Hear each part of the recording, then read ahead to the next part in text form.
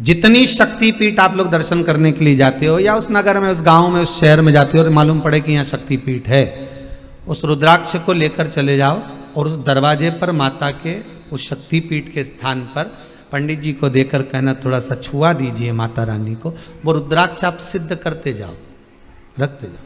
वही रुद्राक्ष एक ही होना चाहिए जो सब शक्तिपीठ पर जहाँ जहाँ जाओ उसको लेकर जाओ, उसको छुआ लीजिए। और वो रुद्राक्ष आपके अगर हृदय चित्त पे डला हुआ है, आपके कंठ पर अगर है, तो जिंदगी में कोई ऐसी विषम से विषम परिस्थिति भी आकर खड़ी हो जाए, कितना बड़ा भी कष्ट से कष्ट जीवन भी चल रहा हो, तो भी सुख अपने आप घेर कर सामने खड़ा हो जाएगा अपने आप। जैसे एक बहुत बहुत सारा मालूम पड़े कोई गुब्बारे के अंदर एक टॉफी को रख दिया और बाहर की हवा लग नहीं रही हो, किसी ने पैक कर दिया। जैसे बच्चा जन्म लेता है तो उसको कांच की पेटी में रख देते, उसको कुछ हो गया, बीमारी हो गई, कांच की पेटी में एक बल्ब जला देते हैं, अंदर जो भी प्रकाश होता है उससे उसको तपन होती है, उसका शरीर सही होता है। बस वही रुद्राक्ष आपको घेर लेता है। जैसे रुद्राक्ष गोल होता है, वो आपको चारों तरफ से घेरा हुआ है, कष्ट आने ही नहीं दे सकता। शक्तिपीठ पर क्या है? क्या है शक्तिपीठ पर? भगवान शंकर जी की, भगवान शिव, मेरे ओ घड़ी मेरे भोलेनाथ की अर्धांगिनी माता सती के शरीर के टुकड़े जो भगवान नारायण ने सुदर्शन चक्र से करे हैं, वो एक एक टुकड़ा शरीर का एक एक अंग जहां जहां गिरा है वही शक्तिपीठ है। शिव कहते हैं सती का संग मेरे रुद्राक्ष के साथ होता है तो मैं उसको कहीं गिरने नहीं देता।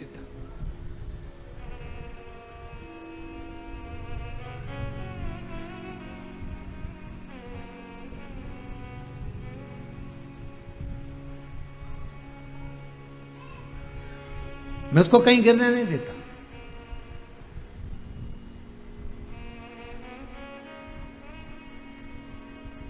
शंकर और पार्वती के मंदिर तो आपने, मेरे भोलेनाथ शिव और पार्वती के मंदिर तो आपने देखे होंगे, आपके नगर में भी होंगे। जितने लोग आस्था टीवी पर कथा सुन रहे हो, जितने फेसबुक यूट्यूब पर कथा श्रवण कर रहे हो, बोलो पार्वती शिव का मंदिर देखा कि नहीं देखा? देखा है ना सबने।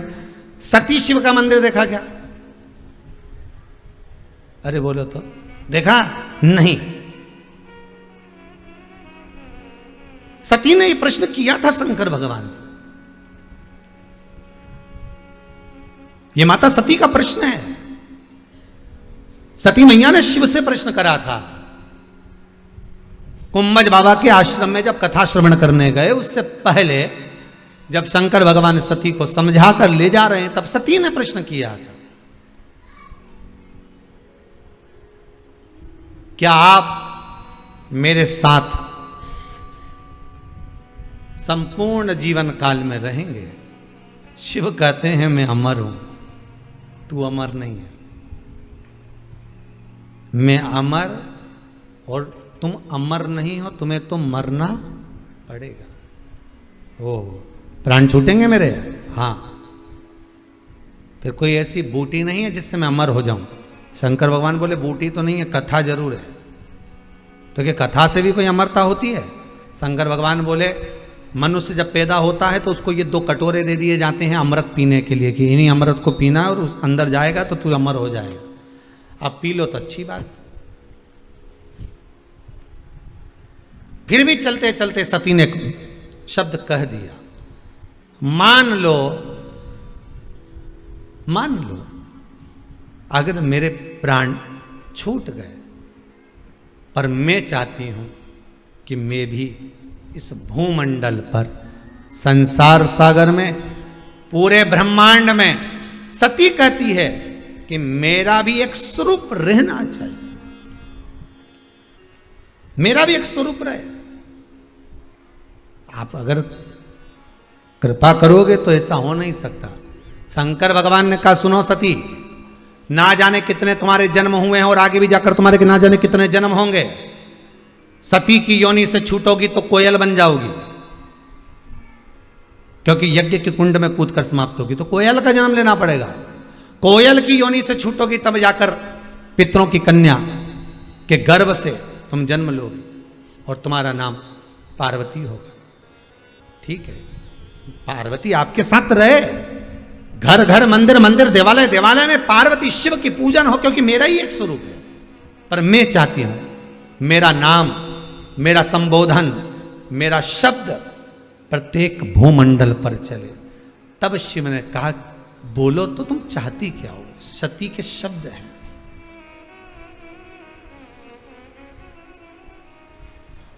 क्या चाहती हो तुम? सती कहती है, मेरा संबोधन।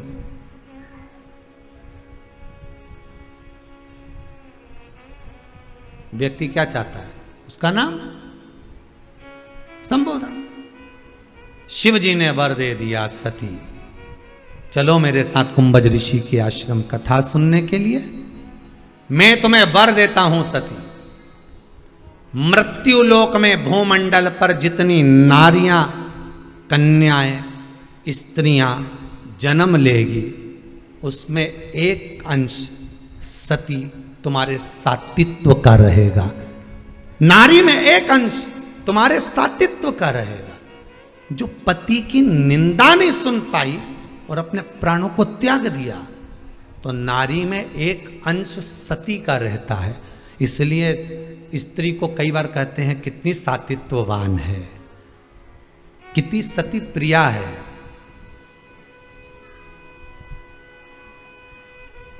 कितनी सातित्ववान है। सती का अंश कब देखा जाता है? स्त्री के स्वरूप में।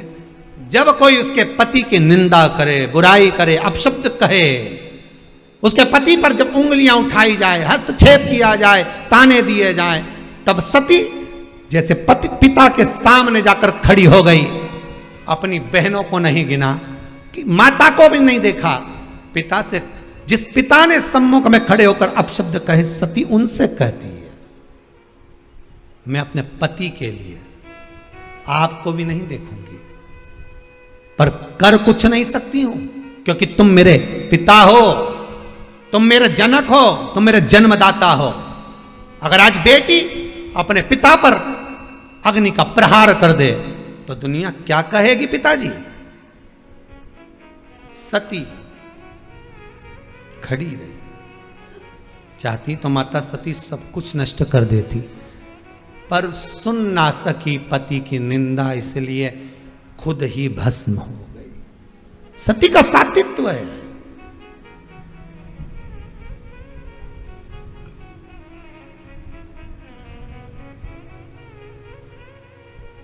उसको सती कहा जाता था। अब तो ये प्रथा बंद हो गई, पर पहले एक प्रथा चलती थी, आप लोगों को मालूम होगा। पति के प्राण छूटे, पत्नी लाल चुंदड़ी ओढ़कर गोदी में शीश रख बैठ जाती थी, दादी रानी सती। दादी रानी सती, ऐसी ना जाने कितनी सतियों का व्याख्यान। तो कहा इनमें सातित्वता कहां से आती थी? वो सती कि सातित्वता कहां से प्रकट हो जाती थी? शंकर खुद वर दिए हैं स्त्री को, नारी को। स्त्री को वर है शंकर भगवान का। अर्ध नारेश्वर शंकर है, अर्ध नारेश्वर, आधा उनका भाग स्त्री का है। शिव ने स्वयं वर दिया स्त्री को। स्त्री को वर देते समय शंकर ने कहा था कि सातित्वता का भाव नारी में रहेगा। नारी अगर चाहे तो किसी की सामर्थ्यता नहीं कि निगाह उठाकर देख ले, कब वो सती अपने असली स्वरूप में प्रकट हो जाए। कब?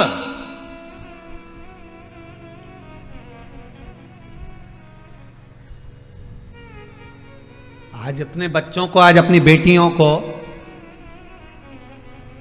पढ़ाने के साथ में, विद्या के साथ में अपनी बेटियों को एक संस्कार और दो।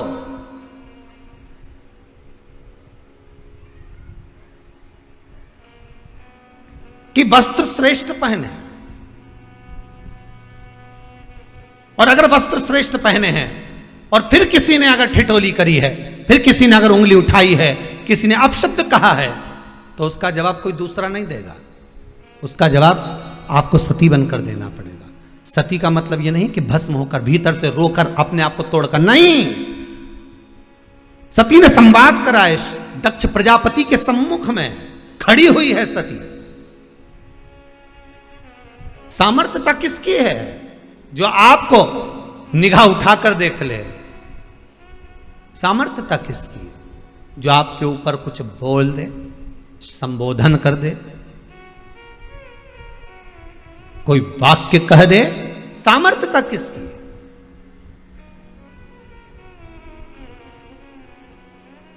किसके सामर्थ्य?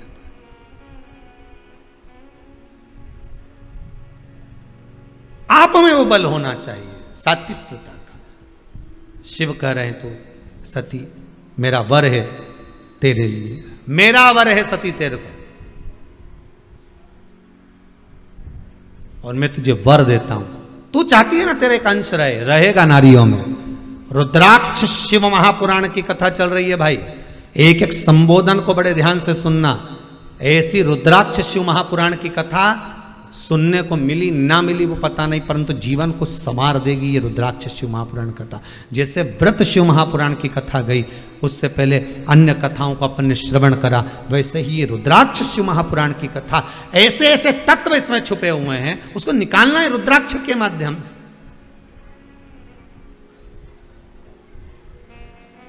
उन तत्वों को निकालना है हमको।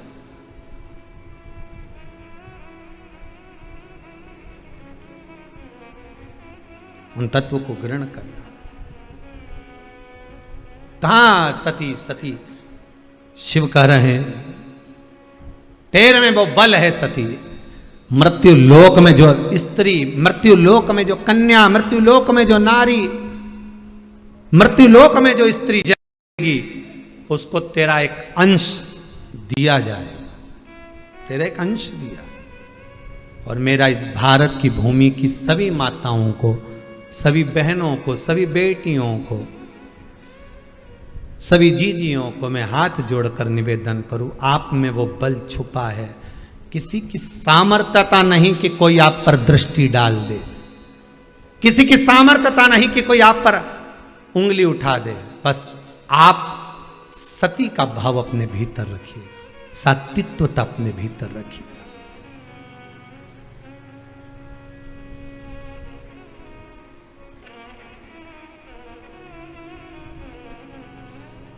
वक्त पड़ा इस भारत की भूमि पर तो झांसी की रानी मां अपने पुत्र को शरीर से लपेटकर तलवार लेकर घोड़े पर सवार होकर निकल गई थी। ये सात्विकता नजर आती है।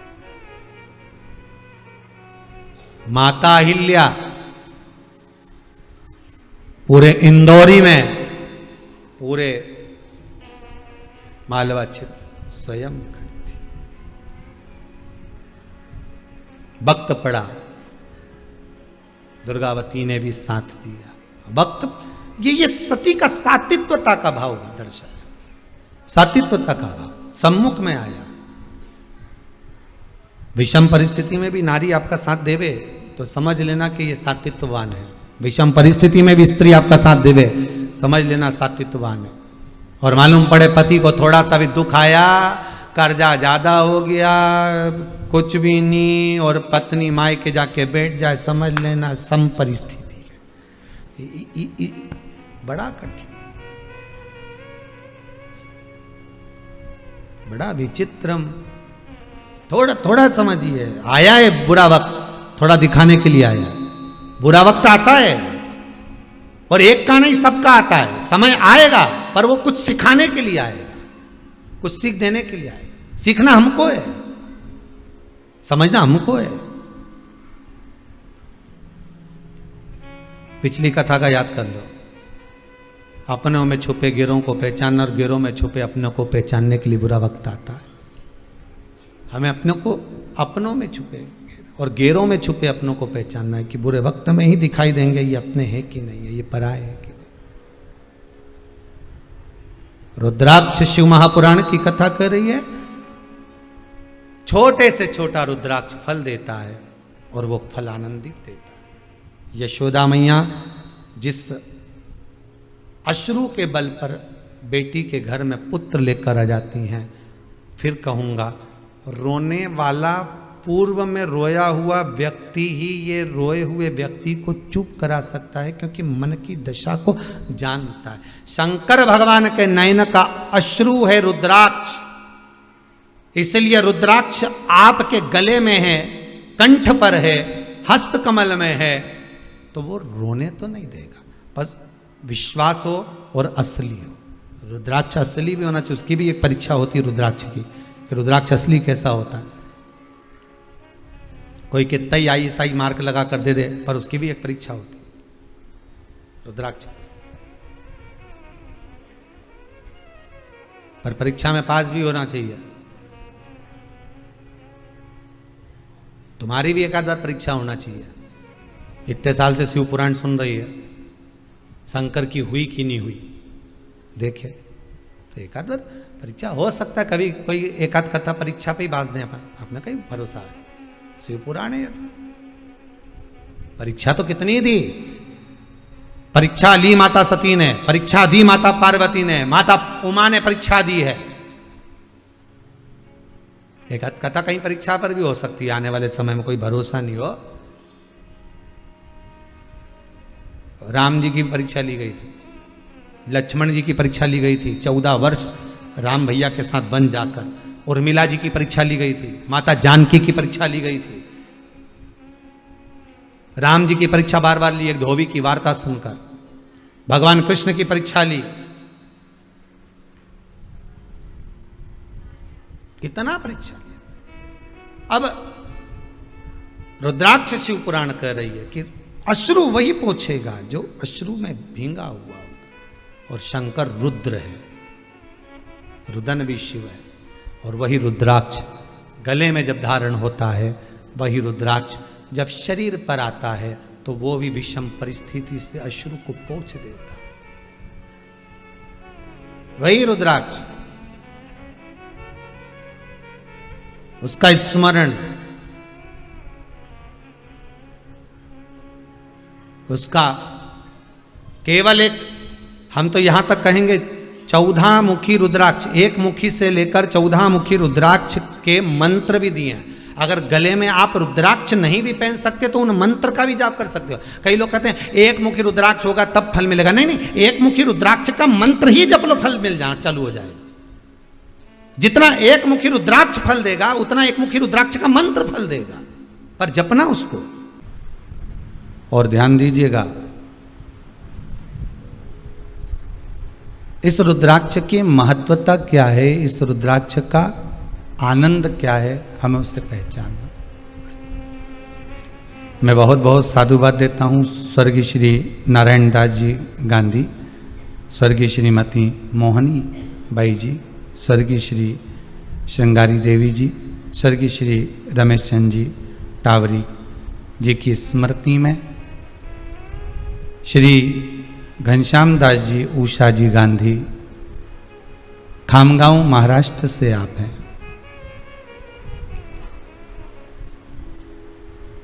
खामगांव महाराष्ट्र से इस पावन शंकर की कथा का अनुमोदन करने का एक आनंद प्राप्त हो रहा है।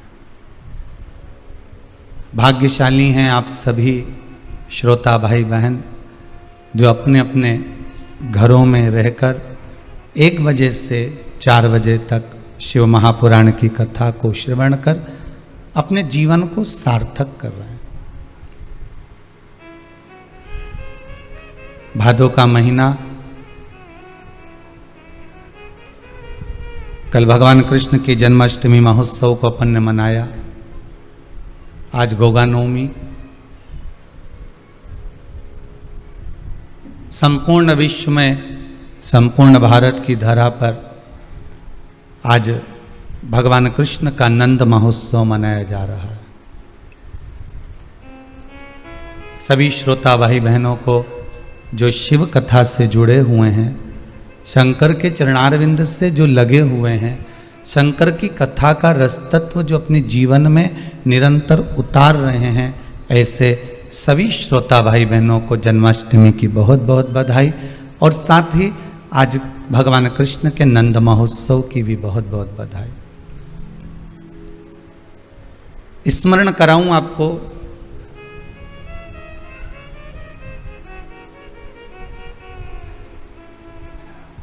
मेरी मैया यशोदा जी की गोद में जब लाला पधारे, भगवान कृष्ण जब आए, तो सबसे पहला दर्शन, सबसे प्रथम दर्शन अगर कोई करने के लिए आए हैं तो वो मेरे 33 कोटि देवताओं में से एक देव, और वो है देवाधिदेव महादेव।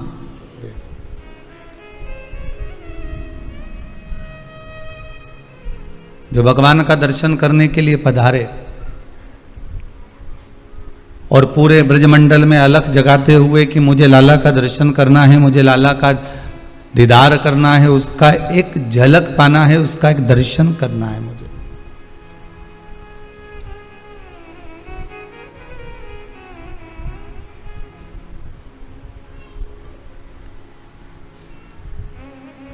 पूरे ब्रजमंडल की धरा पर घूमते घूमते घूमते घूमते जब यशोदा मैया के दरवाजे पर पहुंचे, और यशोदा मैया के दरवाजे पर भी जब लाला का दर्शन नहीं हुआ, तब यमुना जी के घाट पर बैठकर अलख जगाने बैठ गए। यमुना जी के घाट पर बैठकर गोपियों का हस्तकमल देखकर उनका भाग्य बताने बैठ गए।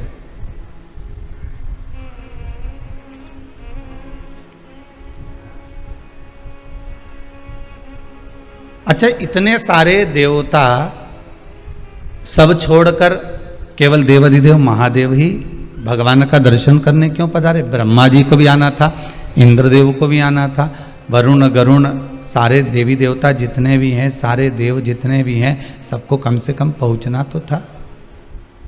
पर कोई ना जाकर केवल अगर पहुंचे हैं तो भगवान शिव ही पहुंचे, केवल भगवान शंकर।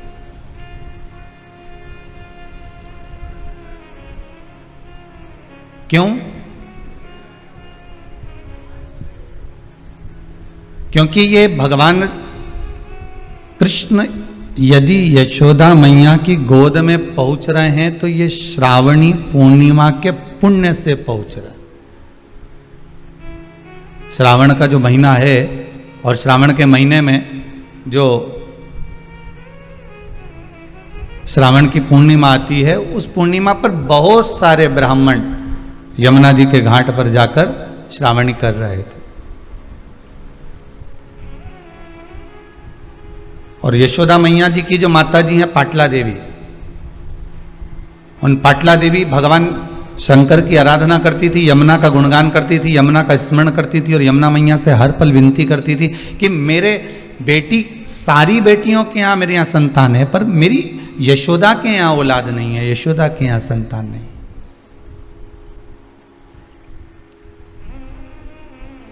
निवेदन भी करा तो उन्होंने शिवजी से करा कि ऐसी कृपा कर दो कि मेरी बेटी के घर में संतान हो जाए, मेरी बेटी के घर में औलाद हो जाए। और कृपा देखिए, जैसे ही पाटला देवी निकल कर जा रही थी तो एक संत ने आकर कह दिया कि तुम्हारी बेटी से कह दो कि श्रावण की पूर्णिमा के दिन अगर वो ब्राह्मणों का, संतों का भोजन कराएगी तो उसके घर में वंश की वृद्धि अपने आप हो जाएगी।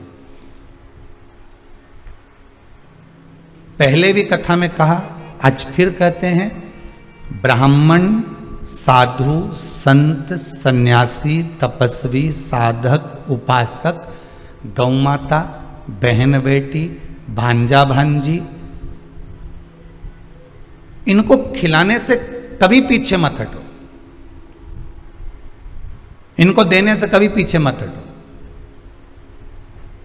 इनको खिलाया गया, इनको दिया गया, कहीं ना कहीं हमारे सामने आकर खड़ा हो जाता, हमारे सम्मुख में आएगा और वो सामने आकर खड़ा हो जाएगा।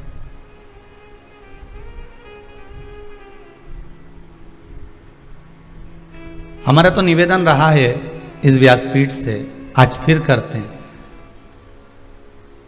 मंदिर में दीप लगाओ ना लगाओ, अगरबत्ती लगाओ ना लगाओ, फूल चढ़ाओ ना चढ़ाओ, बेलपत्र चढ़ाओ ना चढ़ाओ, पर शिव महापुराण की कथा कहती है कि किसी भूखे को भोजन जरूर कराओ। अगर आपने किसी भूखे को भोजन करा दिया है, किसी को पानी पिला दिया है, किसी का आचमन करा दिया है, किसी को कुछ पवा दिया है, तो उसका पुण्य क्षीण नहीं होगा। वो पुण्य आपके खाते में हमेशा रहेगा, हर पल, हर घड़ी, हर क्षण आपके खाते में रहने वाला।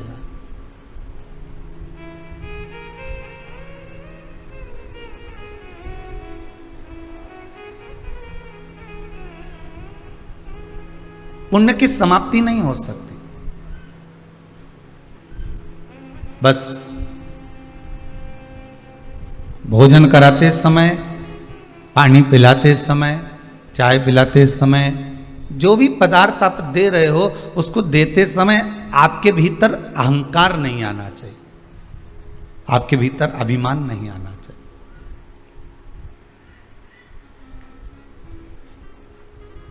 कई बार हम कोई ऐसा काम कर जाते हैं तो हमारे मुख से हम कह जाते हैं,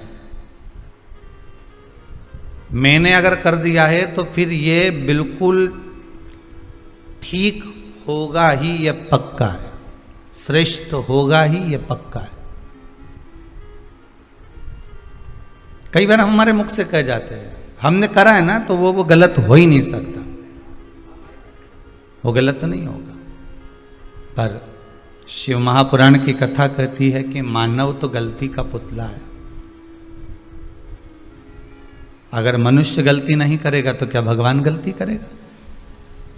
हमारे द्वारा हम अगर कोई गलत कार्य अच्छा भी कर रहे हैं, श्रेष्ठ भी कर रहे हैं, बहुत अच्छे से अच्छा करने का प्रयास कर रहे हैं, उसके बाद भी कुछ त्रुटि रह जाती है। संसार में आए हो तो त्रुटि तो रहना ही है,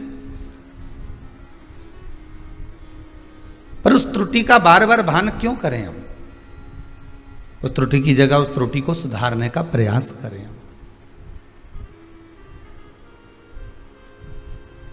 संसार सागर में आकर माना हमने चोरी कर लिया, माना हमने कपट कर लिया, माना हमने झूठ बोल लिया, माना हमने प्रपंच कर लिया, माना हमने कुछ छुपा लिया, माना हमने कोई बेकार कर्म कर दिया, पर उसको सुधारने का भी तो कोई तरीका हो सकता है कि हम भगवत भक्ति में इतने डूब जाएं, हम भगवत नाम में इतने डूब जाएं, हम भगवत स्मरण में इतने डूब जाएं कि जो हमारा पूर्व का किया हुआ कर्म है उसको काट दिया जाए।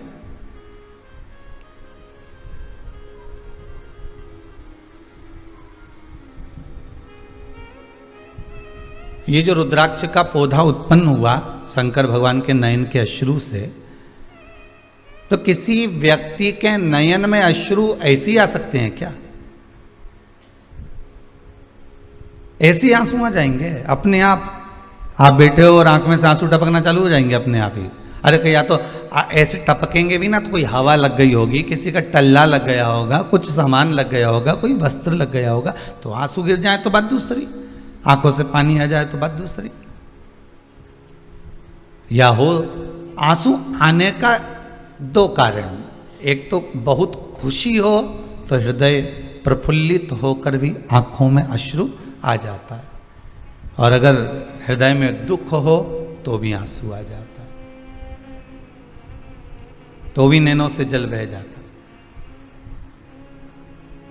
हम इतने बार कथा को सुने, हर बार हमने कथा में सुना कि माता पार्वती के नयन अश्रु से बेलपत्री का पौधा उत्पन्न हुआ। बोलो सही है कि गलत है? आपने सुना ना कथा? शिव महापुराण में भी लिखा हुआ है,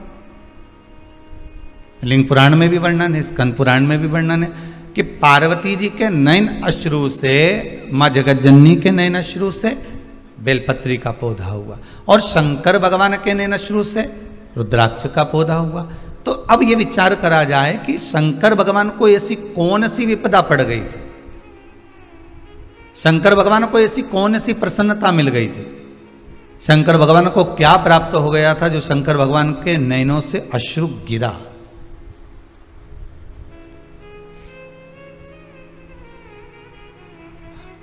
अपनी कथा में से अपना ही एक प्रश्न खड़ा करा। आप भी कभी कभी अपने मन में एक प्रश्न खड़ा कर, आपके मन में आया कि नहीं आया वो हमें नहीं मालूम, कि शंकर भगवान, अपने तो कथा में सुन लिया कि नयन अश्रु गिरा और रुद्राक्ष का पौधा हुआ, पर प्रश्न यह खड़ा होता है कि नयन अश्रु गिरा क्यों?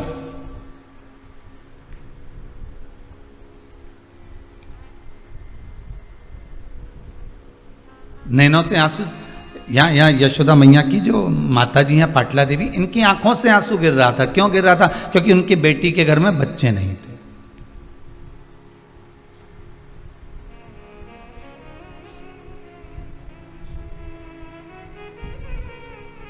मंदिर में आकर, गुरु के दरवाजे पर जाकर, जिससे बहुत विश्वास जोड़कर बैठे हो, उस परमात्मा के चरणों में जाकर व्यक्ति रोना नहीं चाहता तो भी उसकी आंखों से अश्रु निकल जाते।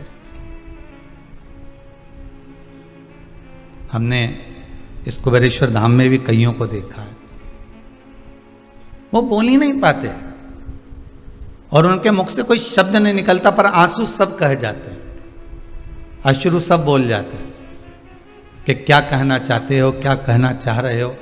आपके नैनों के अश्रु बोल जाते हैं।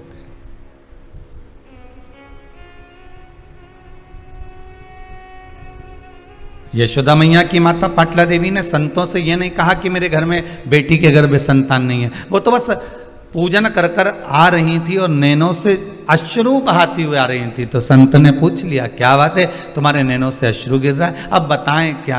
अश्रु ही तो सब बोल रहे हैं ना। अगर हृदय में थोड़ा सा गम होगा, दुख होगा,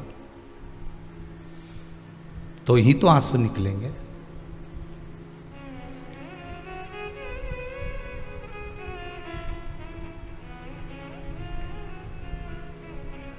संत बोले,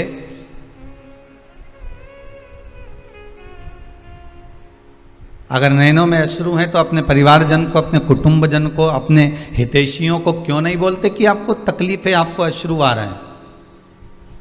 पाटला देवी ने एक बात, माता यशोदा की माता जी ने एक बात बहुत सुंदर कही है, संसार वाले तो आंसू देखकर पोंछ तो देंगे, मना नहीं है, पर जाते जाते कोई शब्द एक ऐसा और कहकर चले जाएंगे, फिर आंसू निकलना प्रारंभ हो जाए।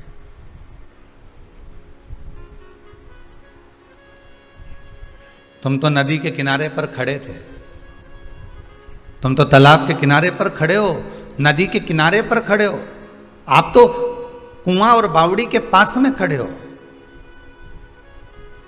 दूसरा कोई आपको धक्का दे ना दे, दूसरा आपको कहीं पीछे से धकेले ना धकेले, पर यह पक्का है कि कोई अपने को अगर मालूम पड़ गया कि ये कुएं की पाल पर है, ये नदी के घाट पर है, ये सरयू आदि आदि की जितनी भी नदी, तालाब, सरोवर के घाट पर है, तो ये पक्का है कि कोई अपना आकर धक्का जरूर दे जाए। पर यदि देवाधिदेव महादेव में अगर ये मन लगा हुआ है, ये चित्तवृत्ति हम भगवान में लगाकर बैठे हैं, राम में, कृष्ण में, शिव में, भवानी में, जगदम्बा में, दत्त में, आपकी चित्तवृत्ति अगर परमात्मा में लगी है तो धक्का देने वाला भले धक्का दे, पर अगर भगवान का स्मरण कर कर अगर हम गिर भी गए पानी में, तो ये पक्का है कि जिसका हम स्मरण कर रहे होते हैं वही हमें हाथ में झेल कर उस तालाब से, उस नदी से बाहर निकाल देता है, जिसका हम स्मरण कर रहे होते हैं, जिसकी भक्ति में हम रमे हुए होते हैं।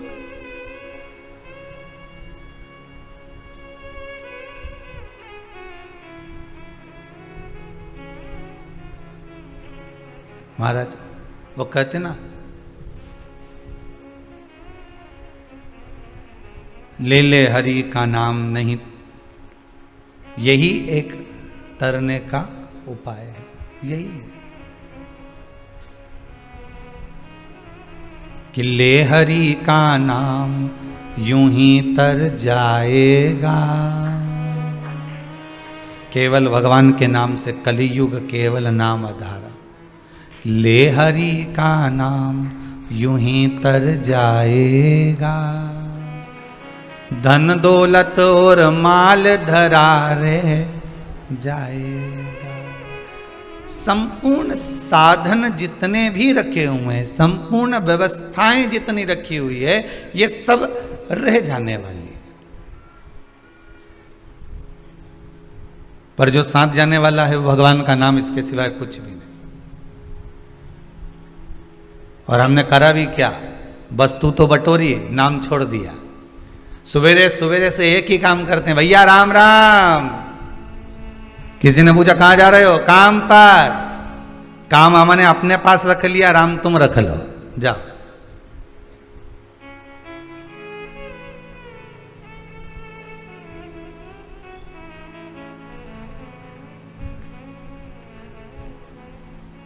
और अगर आप कभी अपने भी प्रयास करा होगा, कोई कोई व्यक्ति जो भगवान की कथा नहीं सुनता, जो भगवान के मंदिर नहीं जाता, जो देवालय नहीं जाता, जो धर्म सत्कर्म नहीं करता, कभी कभी आपने भी प्रयास करा होगा उसको बोलने का, क्यों मंदिर नहीं जाती?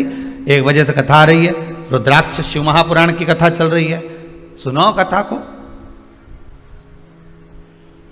मंदिर नहीं गई तू? जिस व्यक्ति को हम कह रहे हैं कि कथा सुनो, जिस व्यक्ति को हम कह रहे हैं मंदिर जाओ, देवालय जाओ, तीर्थ जाओ, दर्शन करो, भजन करो, कीर्तन करो, नाम जाप करो, वो उल्टा आपको ज्ञान देना चालू कर देगा। अरे क्या करो, पूरा लॉकडाउन बैठ के यही तो करा था, अब अभी अभी तो दुकानें खुली हैं तो थोड़ा सा कमा लें, और मालूम पड़े तीसरी लहर और आ गई। वैसे तो बाबा देव अधिदेव महादेव संभालेगा, वो तो सब उसके हाथ में है। फिर अगर कहीं कुछ हो गया तो इसलिए अभी कमाने का मौका मिला है, कमा ले, हम इसको एकाग्रित कर लें, हम कमा लें, मना नहीं है, खूब कमाओ, डट के कमाओ। हम तो देवाधिदेव महादेव से, कुबेरेश्वर महादेव से, भंडारी से यही कहेंगे कि बाबा अगर इनको एक देते हो तो इनको दो दो, खूब दो, कमी मत रखो, पर देने के साथ में इनका मन थोड़ा सा बड़ा करते चले जाना। क्योंकि बिल्डिंग जैसे जैसे बनती चली जाती है, मकान बंगला गाड़ी जैसे जैसे बढ़ते चले जाता है, वैसे वैसे व्यक्ति का दिल मन थोड़ा कंजूसड़ा होते चले जाता है, थोड़ा चित्तवृत्ति थोड़ी कम होती चली जाती। 8-10 फैक्ट्रियां चल रही है, ओ हो 4-6 पेट्रोल पंप है, बहुत बढ़िया। कजन कितनी तो हमने कॉलोनी काट ली, बहुत बढ़िया। इतनी गाड़ियां हैं, एक एक बहू की अलग, बेटा की अलग, ओ बहुत बढ़िया। सेठ भी अलग अलग हैं, हीरा का अलग, कुंदन का अलग, इसका अलग, उसका अलग। हमने कहा बहुत जोरदार।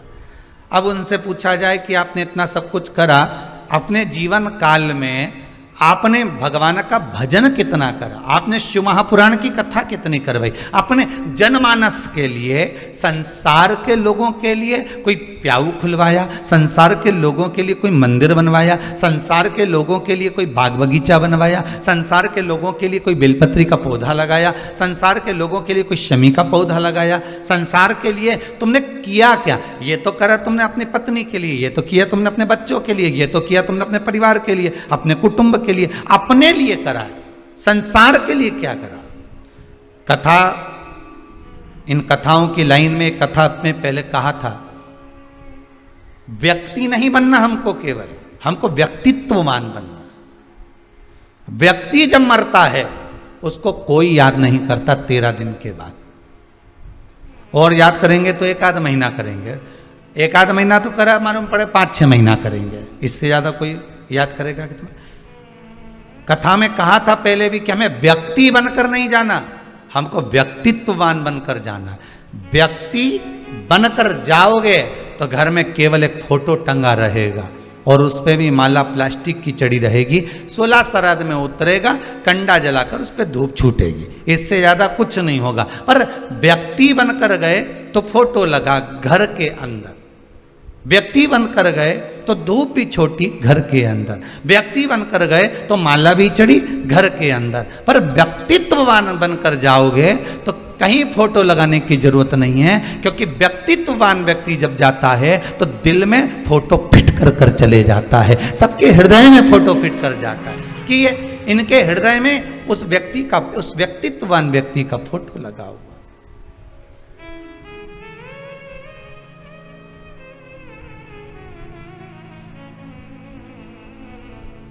मैं धन्यवाद दूंगा श्री घनश्याम दास जी, श्रीमती उषा जी गांधी,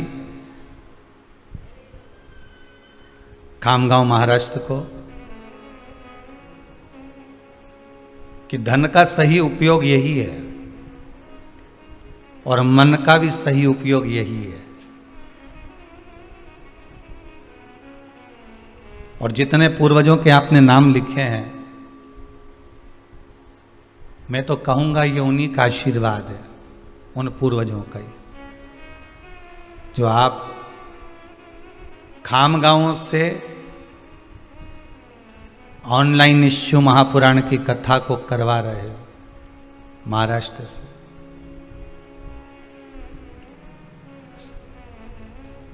जैसे उदर तृप्ति के लिए भोजन जरूरी है, आत्मा की तृप्ति के लिए शिव महापुराण बहुत जरूरी है। अभी इस रुद्राक्ष शिव महापुराण के पहले जो शिवपुराण हुई थी वो व्रत शिवपुराण हुई थी। कई माताओं ने इतने मैसेज भेजे हैं, कई ने व्हाट्सएप पर, कोई ने काय पर लिख लिख कर भेजा, हमें पूजन का विधान मालूम पड़ गया, हमें उद्यापन क्या होता है यही नहीं मालूम था। हम तो सोचे थे कि व्रत को समाप्त कर दो, उद्यापन का महत्व यही है। व्रत की पूर्ण आहुति कर दो, उद्यापन का मतलब यही है। हम तो ये सोचते थे कि कोई अनुष्ठान पूरा हुआ तो उद्यापन कर देना, पर मालूम ये पड़ा कि उद्यापन करने के बाद उस वस्तु पर सील, उस व्रत पर, उस उपवास पर सील ठप्पा लग जाता है कि अब ये तुम्हारा हो गया। हमको ये नहीं मालूम था कि ये व्रत अब हमारा हो गया, हम तो उद्यापन कर देते थे।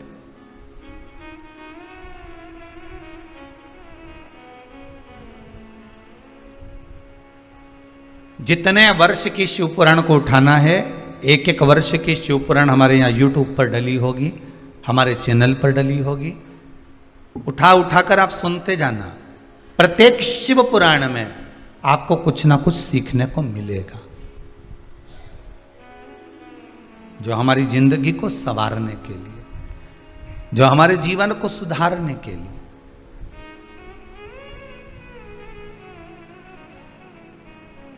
केवल माला लेकर बैठे रहे, 2 घंटा 4 घंटा तक जपते रहे, इससे परमात्मा की प्राप्ति का साधन नहीं।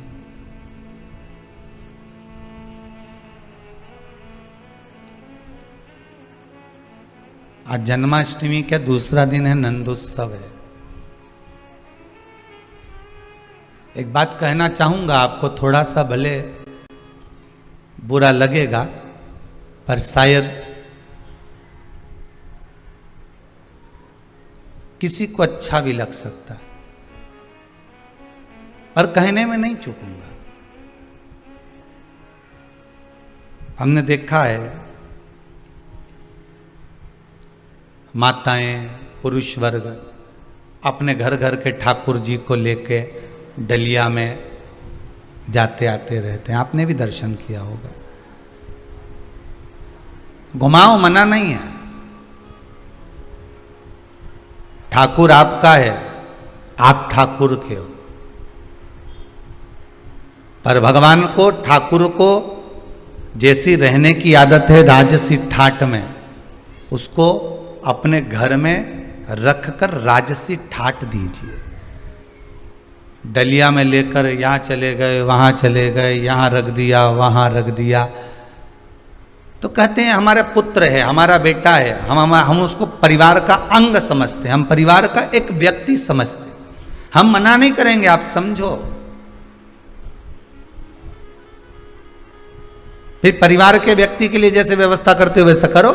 जैसे पति तुम्हारा जब मायके आता है, तुम्हारे मायके में तुम्हारा पति आता है तुमको लेने के लिए, तो बोलो व्यवस्था करती हो कि नहीं करती? मम्मी आज वो आ रहे हैं, खसखस का हलवा बना लेना। मम्मी आज वो आ रहे हैं, उनको दाल बाटी पसंद है, बना लेना। मम्मी आज वो आ रहे हैं, ऐसा काम करना कि सुबह पोहा बना लेना, शाम को आलू बड़ा बना लेना, और सुनो सुबह सुबह का भोजन ऐसा बना लेना। बोलो करवाते हो कि नहीं करवाते? तुम्हारे ससुराल वाले तुम्हारे मायके में जब आते हैं तो तुम कितनी व्यवस्था करते हो, और ठाकुर जी को लेकर तुम यहाँ वहाँ चले जाते हो, घूमते रहते हो, तो वो ठीक नहीं। भगवान को अपने हृदय के साथ में उसको राजसी ठाट दीजिए। वृंदावन में रहे तो ब्रज के राजा बनकर रहे हैं मेरे ठाकुर, और द्वारका में रहे तो द्वारका के राजा बन कर रहे हैं मेरे ठाकुर।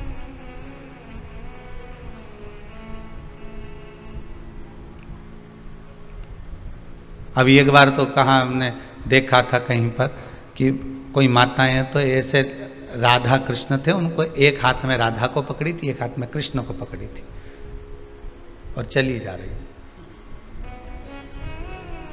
और सामान खरीदा वो हाथ गाड़ी से, ठेला गाड़ी से, तो राधा कृष्ण को वह ठेले पे धर दिया और सामान ले लिया। सामान लिया, झोला टांग लिया एक हाथ में, मालूम पड़ा ठाकुर जी को तो ले गई, राधा जी को ठेले पे छोड़ गई। फिर याद आया उसको, फिर आई, फिर राधा जी के भी, फिर अभी तक दो हाथ में थे, अब दोनों को एक ही हाथ में उठा लिया। श्रेष्ठता में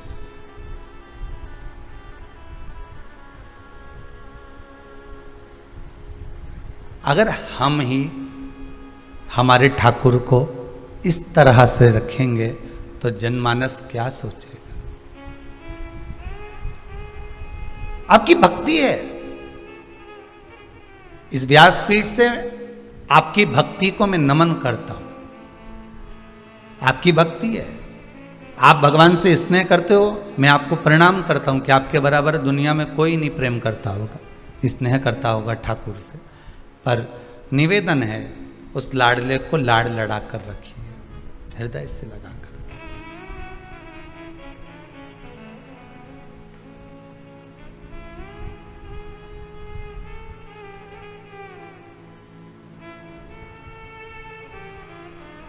और चित्त वृत्ति में अगर वो समाया है तो फिर क्या सोचेगा?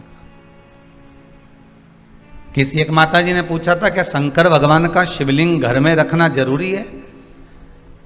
मेरा पति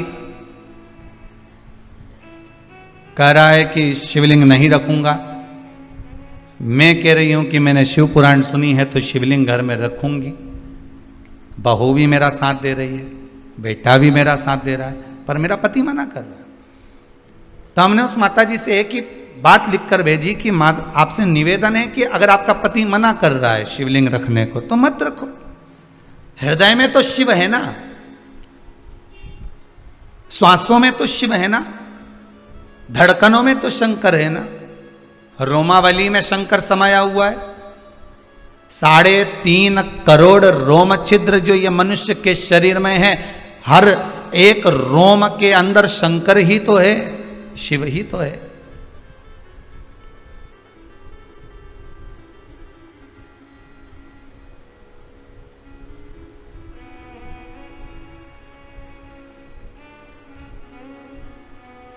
हम नर्मदा जी नहाने गए थे, वहां से शंकर जी लेके आए, इतने बड़े शंकर जी। गुरु जी बताओ कहां रखे? हमने कहा लाने का कौन ने बोला था तेरे को? वो इतने बड़े लेके आई है तो कोई मंदिर की लाई होगी ना? नहीं, वो तो सब ले जा रहे थे तो हमने कहा हम भी ले चले। अच्छा, शिव पुराण कह रही है एक छोटा सा, छोटा मात्र एक तिल बराबर का भी अगर कंकर है तो वो शंकर है। आप उसमें तो भगवान का दर्शन करिए, आप उसमें तो भगवान का दीदार करिए।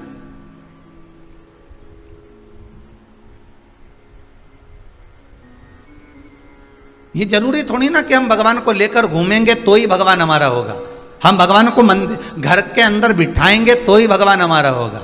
किसी किसी के यहाँ शादी में, ब्याह में लड्डू गोपाल देते हैं कन्यादान में। अब लड्डू गोपाल जी दे तो देते हैं वो कन्यादान में। अब ईमानदारी की बात है, वो लड्डू गोपाल जी को कन्यादान में किया तो जितने भी लोग उनको लेके गए तो वो जो बर्तन नहीं होते नहीं कन्यादान के, ने हंडा ने बाल्टी ने टंकी ने सब सामान, वो उसी में वो डाल के ले गए। अरे बोलो तो सही है कि गलत है? उसी उनने तो उसको बर्तन समझा, उसी में डाल के ले गए। अब जब शादी हो गई, रिसेप्शन हो गया, 15-20 दिन हो गए, बर्तन का बोरा अभी तक नहीं खुला। एक 1.5 महीना बाद जब बर्तन का बोरा, और अभी भी सास ने कह दिया पड़े रहने दो, इतने तो बर्तन पड़े करेंगे का। तब बहू ने कहा हो सकता है हमारी मम्मी ने हमको भगवान दिए तो इसमें पड़े होंगे, जरा देख लो ना, मतलब पड़े होंगे, रखे होंगे नहीं, पड़े होंगे, जरा देखो। फिर बर्तन निकाले, उसमें से भगवान निकले, फिर विचार करा। अब हमारे यहाँ तो पहले से बड़ी बहू का भी रखा है, हमारी अम्मा का हाथ का रखा है, 2 तो पहले से रखे थे, अब ये छोटी बहू के भी आ गए। अब इनके कहाँ रखेंगे इतनी सी जगह में, बताओ जरा। तो पहले बेटी के माता पिता को पूछना था कि आपके घर में जो ठाकुर जी बैठे हैं, हम उनका कोई श्रृंगार बनवा दें, हम उनके चांदी का कोई आभूषण बनवा दें, हम कोई स्वर्ण का आभूषण बनवा दें, या आपके ठाकुर जी को हम छोटी सी चांदी की गाय दान दे देते हैं, आपके ठाकुर जी को हम बंसी बनवा देते हैं, आपके ठाकुर जी को हम पैजनियां बनवा देते हैं, आपके ठाकुर जी को हम कर्णफूल बनवा देते हैं, आपके ठाकुर जी को हम कुछ ऐसा देना चाहते हैं, हमें बता दो, क्योंकि हम अलग से ठाकुर जी देंगे तो मां रखने की जगह तो वैसे ही नहीं होगी, सेवा करे ना करे ठाकुर जी इधर उधर, तो हम आपके ही ठाकुर जी को कोई ऐसा स्नेह तुल्य चीज प्रदान कर दे।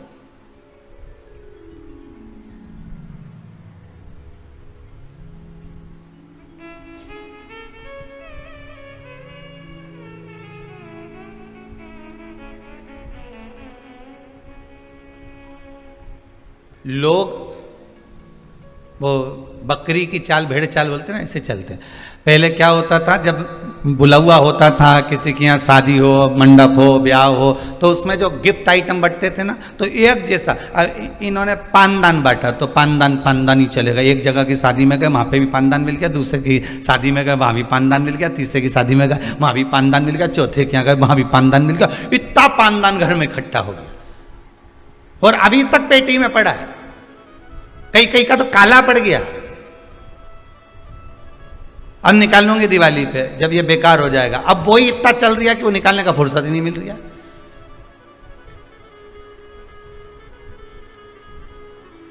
फिर चलो तो एयर टाइट डब्बा जिसमें एयर नहीं भरा, अब वो डब्बा एक के यहाँ गए उसने भी दिया, दूसरे के यहाँ गए उसने भी दिया, तीसरे के यहाँ गए उसने भी दिया, फिर चौथे नंबर पर फिर पानी की वो बॉटल जिसमें चाय गरम रहे, तो एक के यहाँ गए तो उसने भी बुला हुआ, मेरी इतनी बॉटल इकट्ठी कर ली, वह पेटी के अंदर पड़ी 4-6। अब ये सोच रहे कि अब मैं पैक कर करके किसी को दे दो, नहीं भाई।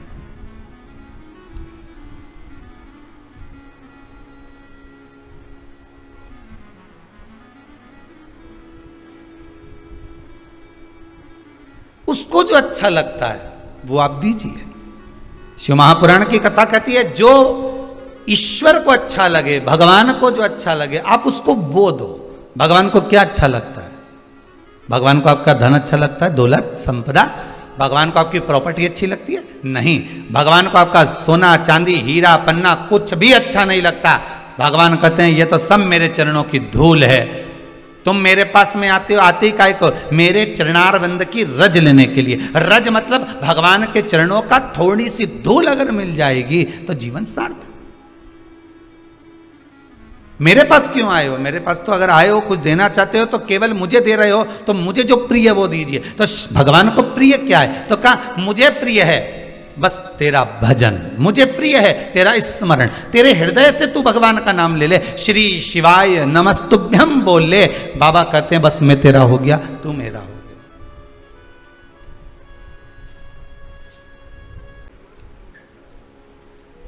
मेरा जीवन तो वैसे ही सार्थक हो गया। उसकी सार्थकता, उसकी आनंदता, उसकी उमंगता आपके चरणारविंद की रज से है, चरणों की रज। ये जरूरी नहीं है कि घर में शिवलिंग होना बहुत जरूरी है। हम तो कहेंगे शिवलिंग है आपके घर में, अच्छी बात है, सेवा करो, चाकरी करो, दर्शन करो, कथा स्मरण करो, पूजन करो, पाठ करो। शिवलिंग लाने का मन है आपका तो हम तो करबद्ध हाथ जोड़कर निवेदन करेंगे कि शिवलिंग भी लाना तो ऐसा लाना कि जिस पर कोई वस्तु आप समर्पित कर दें तो उसको पा लें। जैसे नर्मदेश्वर शिवलिंग, नर्मदा जी के जल से निकला हुआ शिवलिंग ऐसा होता है कि उस पर कुछ भी चढ़ाकर आप खा सकते हो, कुछ भी समर्पित कर कर आप पा सकते हो। बाकी के जितने शिवलिंग हैं नर्मदेश्वर को छोड़कर, उनको अगर कोई वस्तु टच हो गई तो उसको आप पा नहीं सकते। फिर वो बैरागी, त्यागी, साधु, सन्यासी, तपस्वी, साधक, उपासक के लिए रहेगा, वो फिर आपका पाने के लिए नहीं रहेगा। वो संत के लिए, साधु के लिए, जिसने अपना घर गृहस्थी परिवार सब छोड़ दिया हो, फिर वो उसका है, फिर उसके लिए। और अपन तो गृहस्थी हैं, घर में रहने वाले हैं। कभी कभी शंकर भगवान का स्नान कराएंगे, अभिषेक करेंगे तो दूध दही का पंचामृत चरणामृत भी ले लेंगे। अपन तो गृहस्थी है।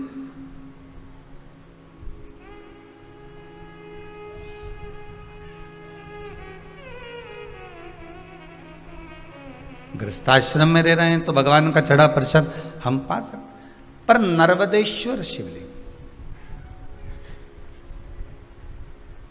इसलिए भगवान भूत अधिपति भूतेश्वर भगवान शंकर को जो भोग लगाया जाता है, सामने थाली रख दी जाती है, सम्मुख में बाबा के सामने, स्पर्श नहीं हुआ है उसका, दूर रखिए, उसको आप पा सकते हो।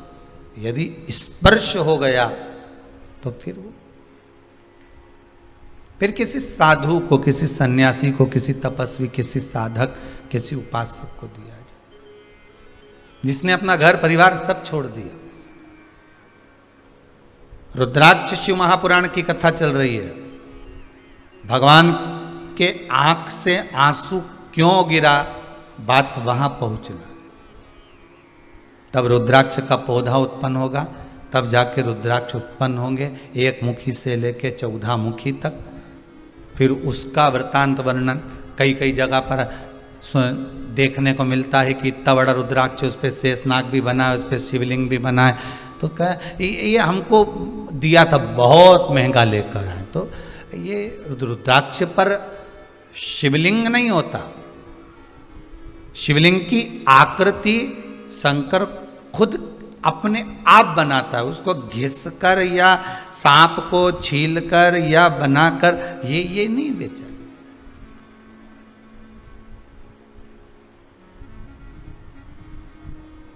किसी ने पूछा एक बार कि गुरुदेव, ये जो रुद्राक्ष होता है जिसको अपन पहनते हैं, धारण करते हैं, जिस रुद्राक्ष को अपन पहनते हैं, इसको सिद्ध करने का तरीका क्या है?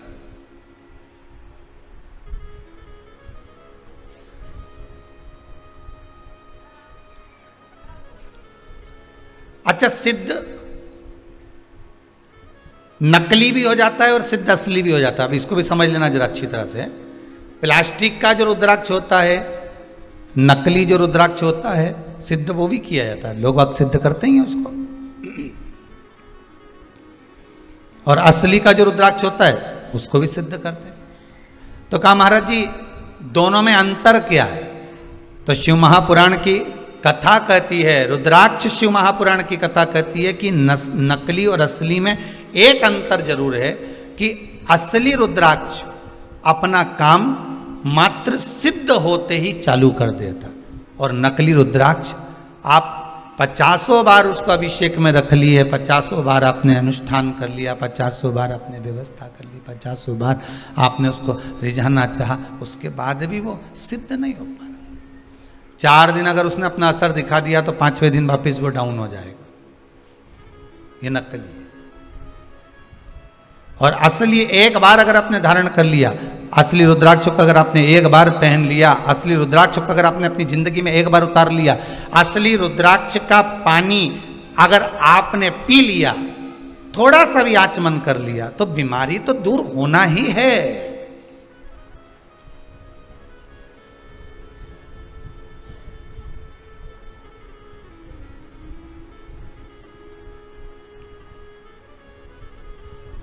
नकली और असली में अंतर यही है। असली रुद्राक्ष को तो सिद्ध करने का एक ही तरीका, जो 14 मुखी तक रुद्राक्ष इनका जो मंत्र दिया गया है, उस मंत्र का स्मरण कर लो, उस मंत्र का जाप कर लो, उस मंत्र का भगवती स्मरण कर लो। और अगर वो भी नहीं कर सकते तो क्या लिखा है शिव महापुराण में, जिस रुद्राक्ष को आप सिद्ध कर रहे हो, रुद्राक्ष आपके घर में जो रखा हुआ है उसको सिद्ध करने का एक तरीका और वर्णन किया। 108 बेलपत्र, बेलपत्र की बीच वाली पत्ती, उस पत्ती पर भगवान शंकर का ओमकार, ओम संबोधन चंदन से लिखा, उसको रखते जाइए। 5 बेलपत्र नीचे रख दिए, उसके ऊपर रुद्राक्ष रख दिया। उसके बाद में बाकी की जो 108 बेलपत्र है आप जो गिनती की चढ़ा रहे हैं वो उसके ऊपर केवल ओम नमः शिवाय बोलकर भी समर्पित करेंगे। 5 दिन तक ऐसे कैसे ही रखे रहने दो उसको। बस इतना जरूर करना कि उसके सामने कपूर जरूर जलाना, थोड़ा सा कपूर, अर्थात अपन जलाने का मतलब है कि कपूर की आरती कर लो। कर्पूर घोरम करुणावतारम संसार सारम, कपूर उसके सामने 5 दिन तक प्रतिदिन शाम के समय, सुबह के समय पर आप आरती के नुमा उसको अवश्य प्रज्वलित करें। मात्र 5 दिन। 5 दिन के बाद वो बेलपत्री को उठाइए और उठाने के बाद में आप विसर्जन कर दीजिए। रुद्राक्ष को ओम नमः शिवाय बोलकर या श्री शिवाय नमस्तुभ्यम मंत्र का स्मरण कर कर, या रुद्राक्ष के जो मंत्र हैं, जितना मुख्य रुद्राक्ष है उतना मंत्र का, उस मंत्र का जाप कर कर, आगे आएगा चरित कथा में उस मंत्र को बताएं, तो उस मंत्र को भी बोलकर आप उस रुद्राक्ष को धारण करेंगे। वो सिद्ध हो गया। अब ना उसको कहीं अभिषेक में रखने की जरूरत है, अब ना उसको कहीं भभूति लगाने की जरूरत है, और ना उसको किसी तरह से उसमें धूप घुमाने की जरूरत। अब तो तुम्हारे तन पर जब धारण कर लिया तुमने, उस तन पर धारण करने के बाद तुम जब घटकी जिह्वा से शिव का नाम लोगे, आपको पहले कथा में कहा था, एक होता है आ जपा जप, पहले की कथा में निकाल कर देखना। एक होता है जप जो तुम हाथ से कर रहे हो, मुख से कर रहे हो, एक आजपा जप होता है। आजपा जप किसको कहते हैं? कि जिस दिन से तुम पैदा हुए, माता के गर्भ से जब तुम बाहर निकले और तुम्हारी श्वास जब निकलना, अंदर बाहर होना चालू हो गई, श्वास निकलना प्रारंभ हो गई, उस दिन से तुम्हारा एक जप चालू हो गया, उसको कहते हैं आजपा जप। अर्थात तुम भगवान का नाम लो ना लो, पर तुम्हारी जब श्वास निकलेगी, श्वास में एक शब्द निकलता है, वो ओमकार का निकलता है।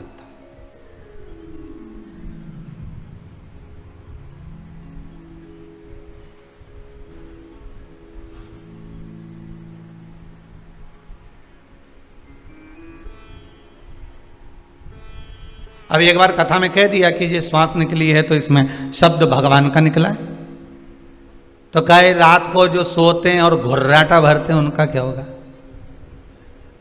है? रात को सोए और घुर्राटा भर रहा है, तो वो भी तो श्वास निकल रही है। तो हमारा निवेदन है, कभी कभी शंकर भगवान रुद्र रूप भी ले लेते हैं, ये तो रूप पर आधारित है। कभी कभी शिव रुद्र रूप में भी।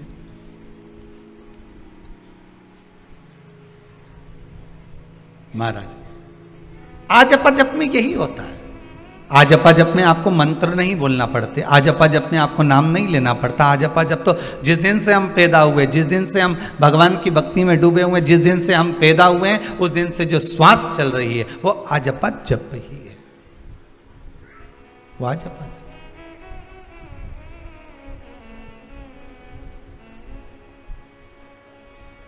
श्वास श्वास में ओम रटो, वृथा जन्म मत खोए, ना जाने इस श्वास का फिर आवन होए ना होए। इसलिए जप लो।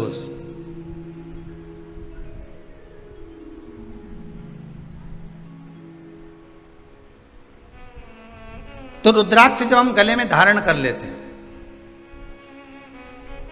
रुद्राक्ष जब हम अपने गले में धारण करते हैं रुद्राक्ष को, और धारण करने के बाद हमारी श्वास का जब आजपा जप प्रारंभ होता है, हमारी श्वास का जब भगवान का नाम जपना प्रारंभ होता है, तो वो रुद्राक्ष चार्ज होते रहता है। रुद्राक्ष को फिर अलग से कहीं ले जाकर सिद्ध कराने की जरूरत नहीं है, वो चार्ज होता रहता है, चार्ज होता है।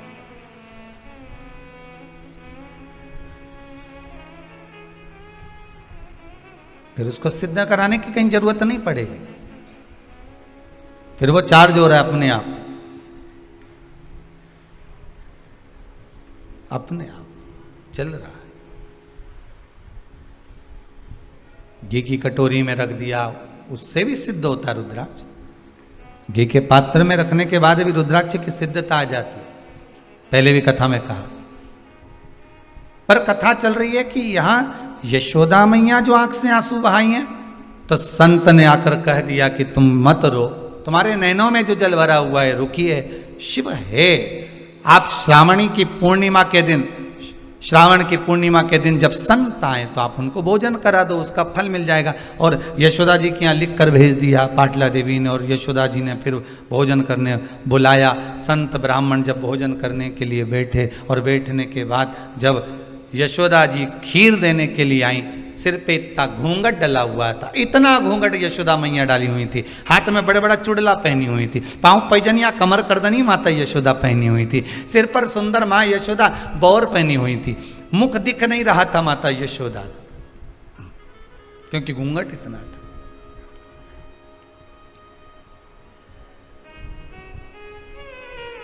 पहले की माताएं करती थी इतना घूंघट,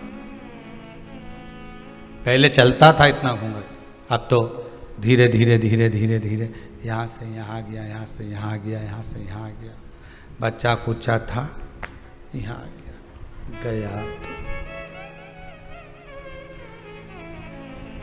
अब तो बहुएं 2 बार इतना घूंघट करती है, एक बार शादी होकर आती है तब, क्योंकि मुंह दिखाई होती है तो सोने की रकम मिलती है, और दूसरी बार बहुएं घूंघट करती है घर में जब बुढ़ा बुढ़ी मरे तब। घर में कोई बुजुर्ग जब शांत होता है, रिटर्न नहीं आ रहा है, घर में जब बुजुर्ग कोई शांत होता है तब इतना घूंघट लिया जाता,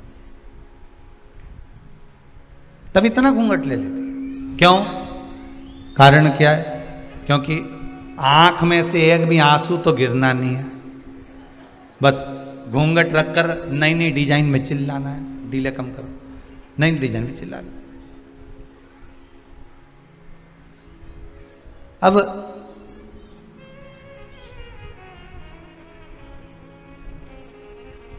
लोगों को भी लगे इतना घूंघट करके रो रही, कितने अच्छे संस्कार हैं इसके, परंतु मेरा कहना है, ये कहने वाले तो कहते थे, पर जब अम्मा जिंदा थी और तब आके देखती तो घूंघट यहां मिलता, यहां।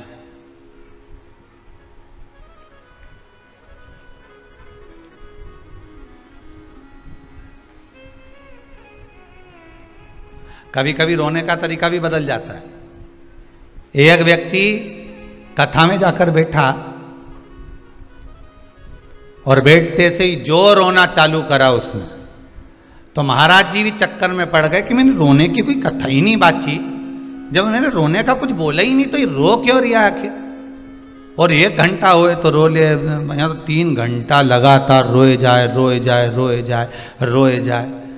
तो कथा जब पूरी हो गई, अक्षतम केशवम हो गया, तब महाराज जी ने उसको अपने पास में बुलाया, भैया इधर आओ जरा। हाँ महाराज जी बोलिए, ये बताओ हमने कथा में कोई रोने की बात तो बोली नहीं, तो तुम इतना क्यों रो रहे थे? और थोड़ा बहुत रो रहे चल जाए, तो अल्लाह अल्लाह के रो रहे, चिल्ला चिल्ला के, तुम इतना क्यों रो रहे थे?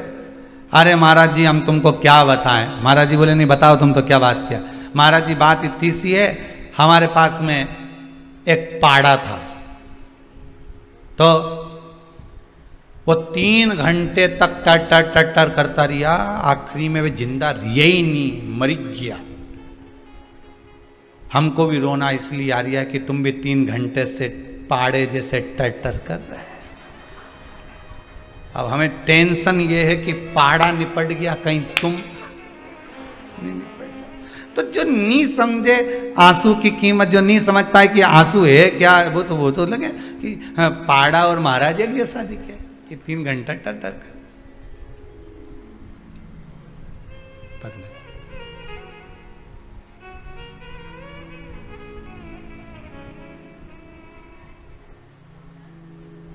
अश्रु की कीमत बड़ी है, आंसुओं की कीमत बहुत है। हम तो कहेंगे इसको व्यर्थ भी मत जाने दो,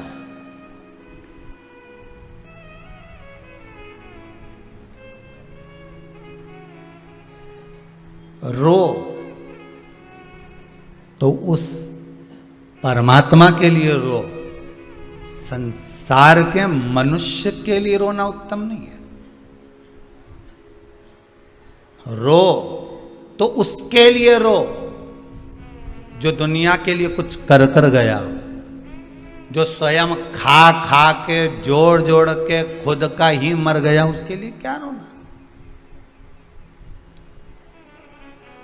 ना राम नाम लीनो तूने भरी जवान, चुल्लू भर पानी में डूब के मर जा।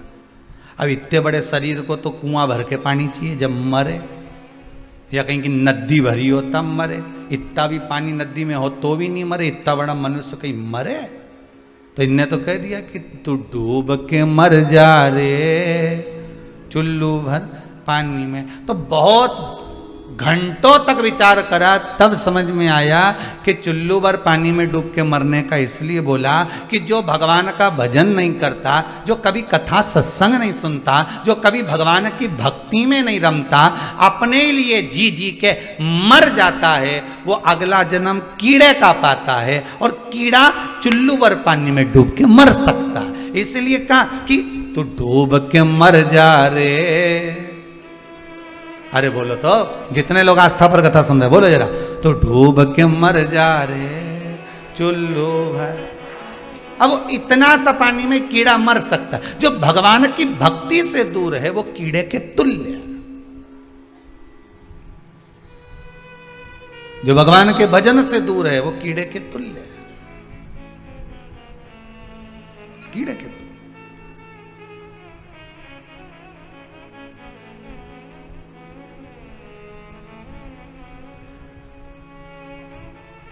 व्यक्ति भगवान के करीब में कब आता है,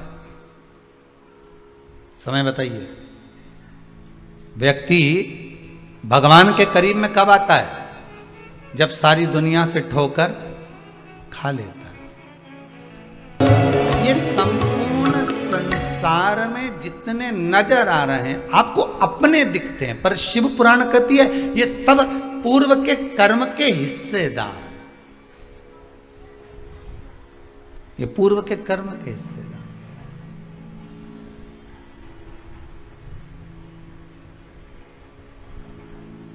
और जब ये कुछ ले रहे हैं तो अपना ही तो लेकर जा रहे हैं, स्वयं का। रो, किसके लिए रो? आंसू भी बताते हैं कि रोना है तो उस परमात्मा के लिए कि मुझे कब मिलेगा वो।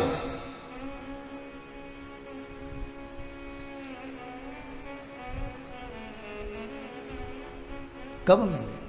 सुन लो मेरे श्याम सलोना, तुमने ही मुझे पर कर दिया टोना, कर दिया टोना। मेरी अखियां तुम्हीं से लड़ी, बिहारी जी में कब से खड़ी, तेरी अखियां हैं जादू भरी, बिहारी जी में कब से। बस रुदन हो तो उस परमात्मा से एक बार मिलने का, एक बार उससे मिलन हो जाए। बस कई लोग, अभी तो लॉकडाउन चल रहा है, तो लॉकडाउन के चलते कुबेरेश्वर धाम पर अभी किसी को आने का तो वर्णन नहीं करते, पर कई लोग आ भी जाते हैं। और आ जाते हैं तो उनके कईयों के नैनों में जब जल रहता है तो पूछने में आ जाता है, क्यों रो रहे हो? कोई दुख है क्या आपको? नहीं। शरीर में कोई कष्ट है क्या आपको? नहीं। फिर क्या हुआ जो नैनों से जल बहा रहे हो? बस 2 साल से कथा सुन रहे थे, कब से मन में लगी थी कि जाना है, बस इस भूमि पर पांव पड़ गया तो नैनों में अश्रु भर गए। ये खुशी के हैं। उससे मिलन की आस थी और वो परमात्मा मिला। और हम तो कहेंगे बाबा विश्वनाथ से प्रार्थना करेंगे, जैसे कुबेरेश्वर धाम में आने वालों को आप मिल जाते हो और वो खुश हो जाते हैं, ऐसा ही एक बार कभी स्वयं उनके घर पहुंचकर भी मिल जाओ कि मैं आया हूं तेरे दरवाजे पर, मैं तेरी चौखट पर।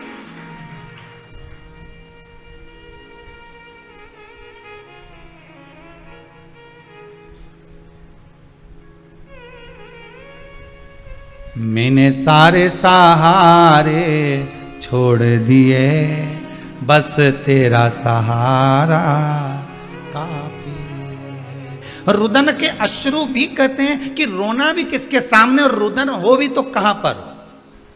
हर किसी के सामने रोना भी मत ही, लोग तो फायदा उठाएंगे। ओ सोचेंगे कमजोर है, डर रहा है, नैनों से जल बह रहा है। जो अश्रु की कीमत जाने उसके सम्मुख में रो। यशोदा जी रोई थी संतों के सामने, तो श्रावणी करने वाले ब्राह्मण जब भोजन करने के लिए आए, यशोदा जी इतना घूंघट कर कर जो भोजन परोस रही हैं, और ब्राह्मणों ने देख लिया कि ये नंद बाबा की दाढ़ी सफेद, बाल सफेद, और ये नंद बाबा के छोरे की पत्नी दिखे। अब उनको क्या मालूम था कि नंद बाबा की ही धर्म पत्नी है। उनको तो लग रहा था कि ये बहू है, उनको तो ये महसूस हो रहा है कि ये बहू है। अब इनके घर में कोई बच्चा नहीं दिख रहा, तो सारे संतों ने खीर खाते खाते, कटोरा तो हाथ में ही था, थोड़ी तो मुंह में, थोड़ी हाथ में, और खाते ही खाते बोल दिए। एक दूसरे को कौन नहीं मारे, इनके घर में औलाद नहीं दिख रही, ये बहू अकेली दिख रही है नंद बाबा की, पर इनका नंद बाबा कोई पोता पोती नहीं दिख रहा। अब इनका छोरा हो तो पोता हो, और ये जिसको बहू समझ रहे हैं वो तो यशोदा जी। तो इन सारे ब्राह्मणों ने भोजन करते करते आशीर्वाद दे दिया, पुत्र भव। इतने में यशोदा जी ने भी घूंघट ऊंचा कर दिया। जो घूंघट ऊंचा करा तो सारे संत एक दूसरे को कोनी मार कर कहे, इका भी बाल धोला है, ये भी बुढ़िया है। अपने गलत फहमी हो गई। इतने में नंदराय जी बोले, बाबाओं आप आशीर्वाद दे रहे हो पुत्र होने का, 60 का और 55 की, अब बताओ पुत्र कहां से आएगा। अब संतोन भी बेचारे फंस गए आशीर्वाद देके, तो उन्होंने कहा अब हमारा आशीर्वाद गलत नहीं हो सकता, कहीं से भी आएगा, पर तुम्हारे घर में तो आएगा।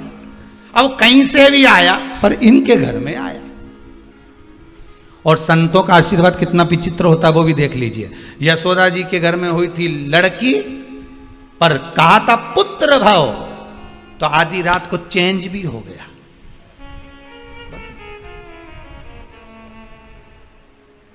चमत्कार सा हो गया, लोगों हो गई बात निराली। रात ही रात में नंद बाबा की दाढ़ी हो गई काली। ना जाने किस ऋषि मुनि ने धागा हाथ लपेटा, कि नंद घर अनहोनी हो गई, बेटी हो गया बेटा। ये चमत्कार नहीं तो और क्या है।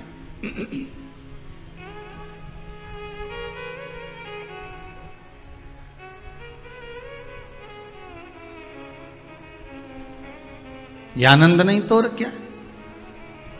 पाटला देवी के अश्रु की कीमत संत ने जान ली। संत, साधु, सन्यासी, तपस्वी, साधक, उपासक, गुरुजन, कोई सतगुरु ऐसा मिल जाए जो आपके अश्रुओं की कीमत जान जाए। और वो सतगुरु कोई दूसरा नहीं होता, वो सतगुरु केवल एक ही है, शिव गुरु।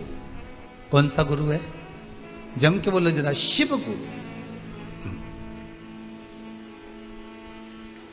जिसका कोई गुरु नहीं, उसका गुरु शंकर, उसका गुरु शिव। आंसुओं की कीमत वही जान सकता है, शिव गुरु। क्यों रो रही है? चोर आकर रोया, कुबेर बना दिया।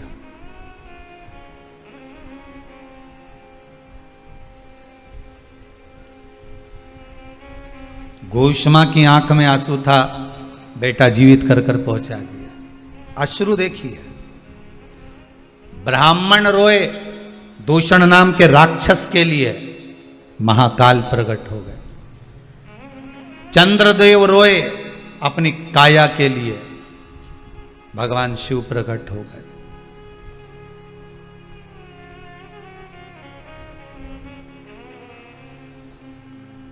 ब्राह्मणों ने तप साधना करी, दारुक नाम के राक्षस को मारने के लिए शिव प्रकट हो गए। असुरों की कीमत कोई नहीं जान सकता केवल शंकर के सिवाय। आंसू बहाने वाला आंसू पोंछ सकता है। शंकर ने अगर एक अश्रु बहाया है और उससे अगर रुद्राक्ष का पौधा उत्पन्न हुआ है और उस पौधे से अगर रुद्राक्ष उत्पन्न हुआ है, तो हम लोगों से कहते हैं कि भगवान शंकर के नयन के अश्रु से उत्पन्न हुआ रुद्राक्ष का पौधा, रुद्राक्ष का वृक्ष, उस रुद्राक्ष के वृक्ष से उत्पन्न हुआ रुद्राक्ष। अर्थात शंकर तो खुद आकर तो तुम्हारा आंसू नहीं पोंछेगा, पर इतना जरूर विश्वास रखना, आंसू पोंछता कौन है? जो आंसू बहा चुका होता है, जिसने हृदय से छुआ होता है।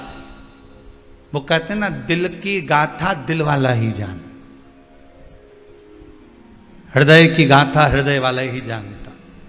जिसके हृदय को ठेस पहुंची होगी, दूसरे के हृदय को ठेस पहुंचने वाले की वाणी को वो समझ जाएगा, जान जाएगा। शंकर भगवान को कितनी हृदय में ठेस पहुंची होगी वो भी देख लीजिए जरा। उमा चली गई, सती जिसको ले जाकर भगवान शंकर ने कुंभज बाबा की यहां कथा सुनवाई, वो सती मैया अपने पिता के घर में प्राणों को त्याग दिया। विचार करिए कितना दुख होगा। सग्गा ससुर अपमान कर रहा है, कितना दुख होगा, जरा विचार करिए। जिसका हृदय भीतर से रोया होगा वही सामने के रोने वाले के आंसू पोंछ सकेगा। शंकर जी के नैन अश्रु से उत्पन्न हुआ है रुद्राक्ष का पौधा, रुद्राक्ष के पौधे पर उत्पन्न हुआ है रुद्राक्ष। रुद्राक्ष अगर आपने धारण कर रखा है तो क्या वो आपको रोने देगा? जम के बोलिए जरा, रोने देगा? नहीं, क्योंकि रोने वाला जो पूर्व में रो चुका है, जिसकी अश्रु गिरे हैं, वो ही पोंछ सकता है आपके आंसुओं, आपके आंसुओं को वही पोंछ सकता।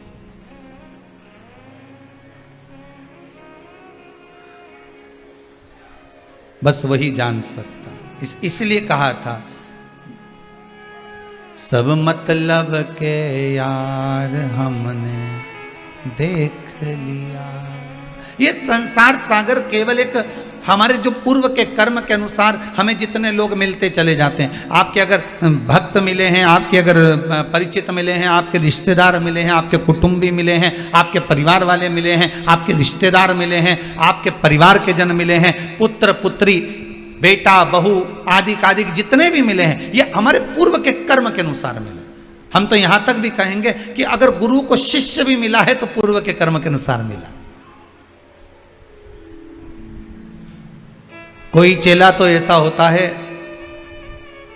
जो गुरु जी की सेवा में तत्पर लगा रहता है, और कोई चेला ऐसा होता है जो गुरु जी से भी कुछ कमाने के लिए निकला पड़ा होता है।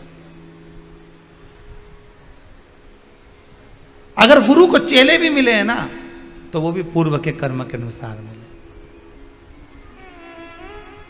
वो भी पूर्व का कर्म।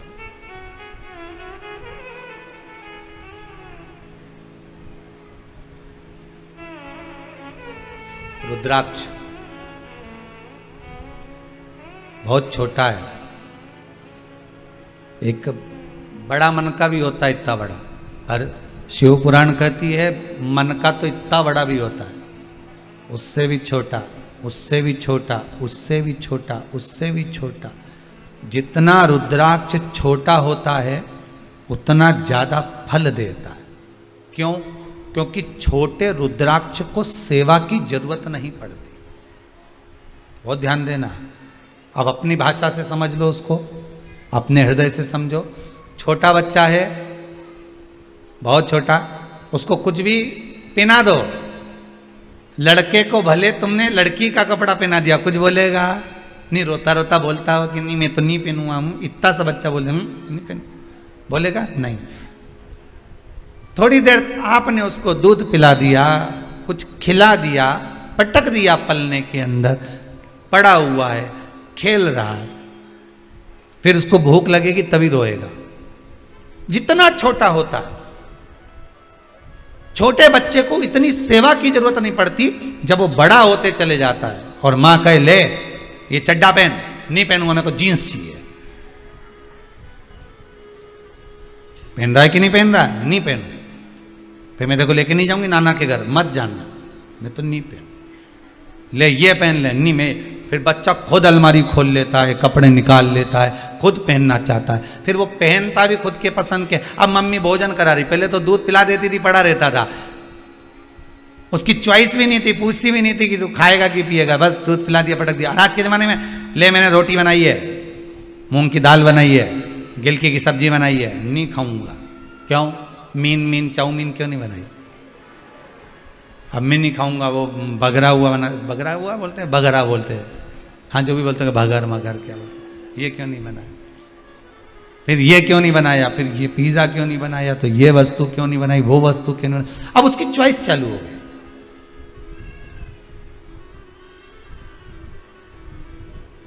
कितना समय उसका केवल चुनने में निकल जा रहा है, केवल चुनने, कितना समय निकल। और बड़ा हुआ, फिर कॉलेज चुना, कौन से कॉलेज में पढ़ना, और बड़ा हुआ, फिर नौकरी चुनी, और बड़ा हुआ, फिर कन्या चुनी, उसके बाद कुछ चुनने के लायक नहीं बचा, चुनौतियां सामने खड़ी हो गई, फिर कुछ नहीं चुन रहा है वो। पर पूरी जिंदगी में उसने बचपन में से लेकर जवानी तक, जवानी से लेकर ब्याह तक, ब्याह से अधेड़ी तक, अधेड़ी तक भी वो चुनता रहा, पर उसने चुनने में एक चीज नहीं चुनी कि मुझे देव अधिदेव महादेव को चुनना है। अगर वो मिल गया तो ये सारी चुनौतियां अपने आप हट जाएगी, बस शिव तत्व मुझे मिल जाए, एक बार शंकर मेरा हो जाए, एक बार ओघड़ी मेरा हो जाए।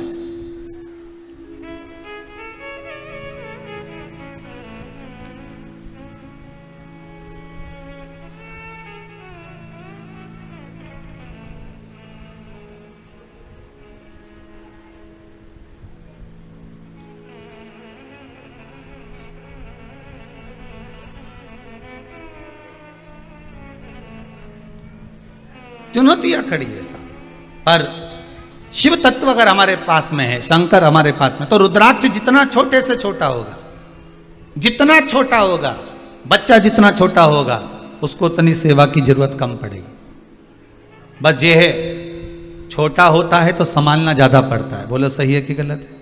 छोटा है तो उसको संभालना पड़ेगा। उसी तरह रुद्राक्ष जितना छोटा होता है, उसमें जब धागा पिरो, सोने का तार डालो, चांदी का तार डालो, तो वो उसको संभालना ज़्यादा पड़ता है। बड़ा रुद्राक्ष होगा तो अब धागा इतना मोटा मोटा, लोग वो गोप, काली गोप, लाल गोप उसमें डाल देते हैं, तो वो बड़ा है तो सहनो, पर छोटा है अगर वो, तो उसको संभालना पड़ेगा। जितना छोटा रुद्राक्ष होता है वो उतना फल देता है, सेवा नहीं चाहिए उसको।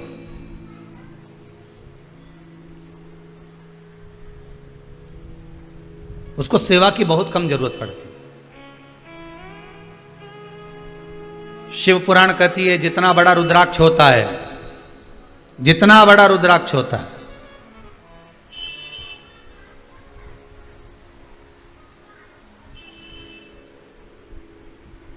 कल हम प्रयास करेंगे। एक भगत ने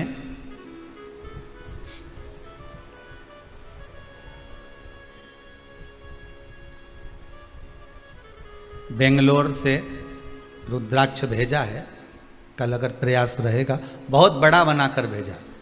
शायद इतना बड़ा रुद्राक्ष का दर्शन आप करें कि ना करें पता नहीं, पर प्रयास करेंगे आस्था चैनल के माध्यम से उस रुद्राक्ष का हम आपको दर्शन कराएंगे। एक बड़ा सा रुद्राक्ष उसने पेंडल बनाकर भेजा है भक्त ने। कि गुरुदेव धारण करें।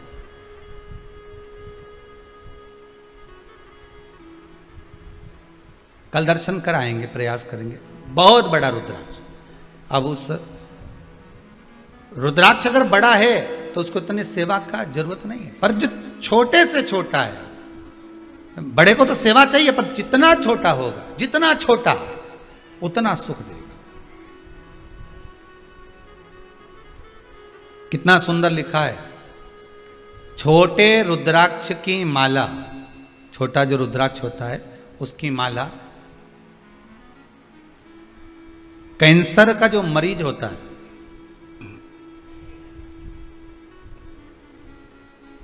अगर वो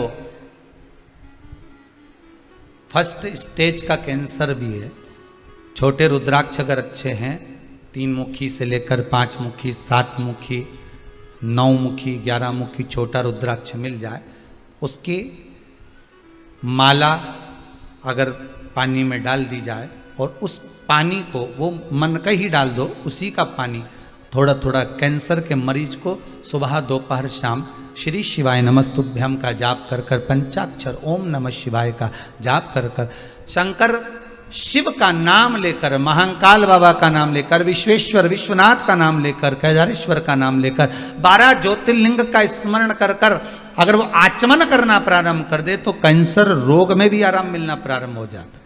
केवल आचमन ही नहीं करना है, अगर स्त्री है तो अपने उल्टे हाथ पर भी उस मनके की माला को लपेट सकती है। पुरुष है अपने राइट हैंड में उस माला को, अगर कैंसर से पीड़ित व्यक्ति है, रोग से बहुत पीड़ित व्यक्ति,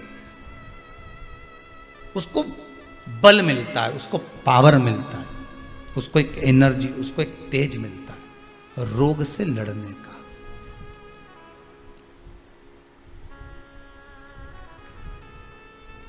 रोग से लड़ने। अब कईयों के मन में आता, गुरुजी क्या स्त्री नारी रुद्राक्ष पहन सकती है? क्यों नहीं पहनेगी?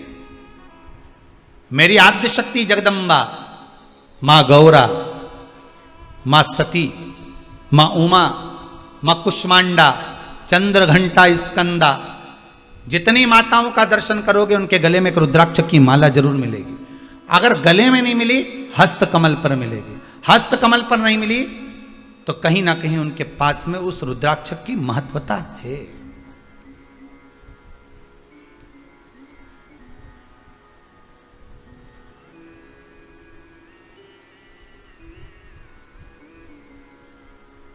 बस एक अंतर है, तुलसी की माला हम पहनते हैं तो उसमें मन के कितने होते हैं? जम के बोलिए जरा। 108। रुद्राक्ष की माला हम पहनते हैं, उसमें समता के मन के नहीं होना चाहिए।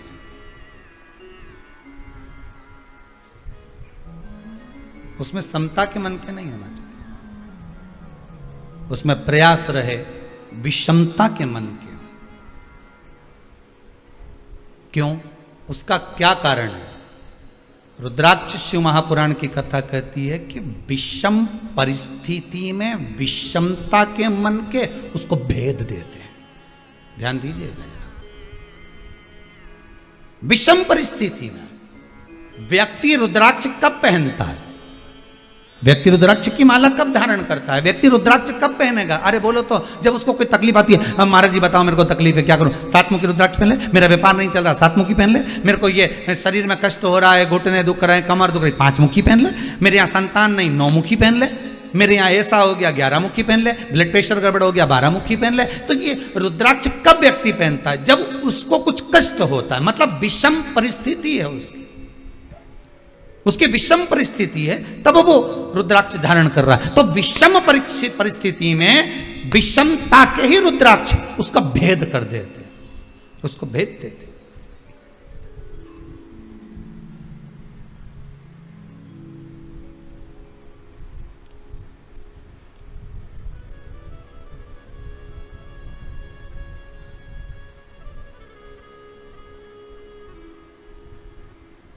बस समता और विषमता में एक अंतर और देख लीजिए, चक्रव्यूह। किसको घेरा था?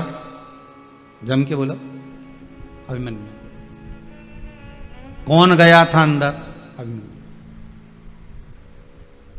प्राण छूट रहे हैं, भीष्म पितामह की आंख से आंसू बह रहे हैं।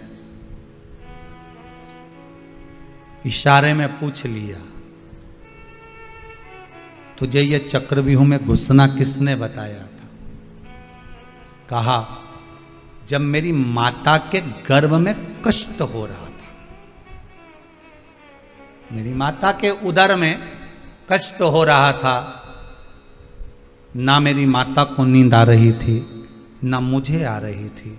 मेरे पिता चक्रव्यूह की रचना बता रहे थे।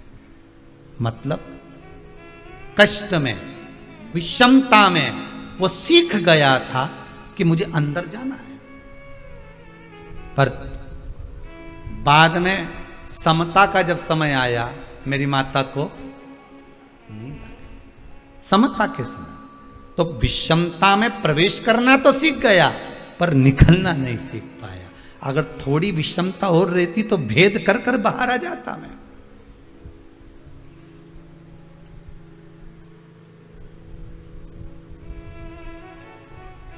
भेद कर कर मैं बाहर आता। हमारे यहां पर 3 रोटी खाओ तो घर की माताएं कहती थोड़ा आधा टुकड़ा और लेना पड़ेगा। 3 तिगाड़ा काम बिगड़, लो जरा इतना सा टुकड़ा और लो। अच्छा, रसगुल्ला खाते समय तो नहीं बोलते कि तुमने 3 खाया, एक और लो। या सुनार की दुकान पर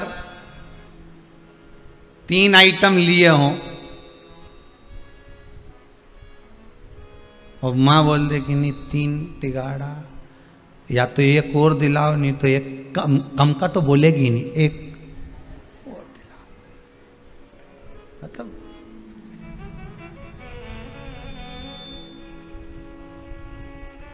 शंकर जी के जितने काम है, वो जल की जो पात्र रखा रहता है जलाधारी, वो भी 3 पाए, ब्रह्मा विष्णु महेश। ठीक है, ऊपर जो जलाधारी बंदी है उसमें चेन भी 3, त्रिशूल 3, बेलपत्र 3, नयन 3, त्रिपुंड, त्रिलोकी का नाथ।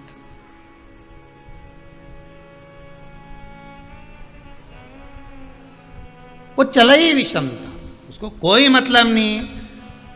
जहां पर दुनिया सब आस छोड़ दे, जहां दुनिया अपना पूरी आस छोड़कर पटक दे, पूरी आस छोड़कर।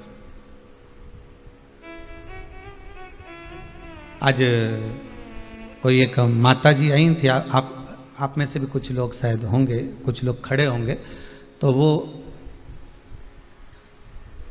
कह रहे थे उनका पति वेंटिलेटर पर पड़ा हुआ है, कुछ प्लेटें मिलेटें घट गई होंगी।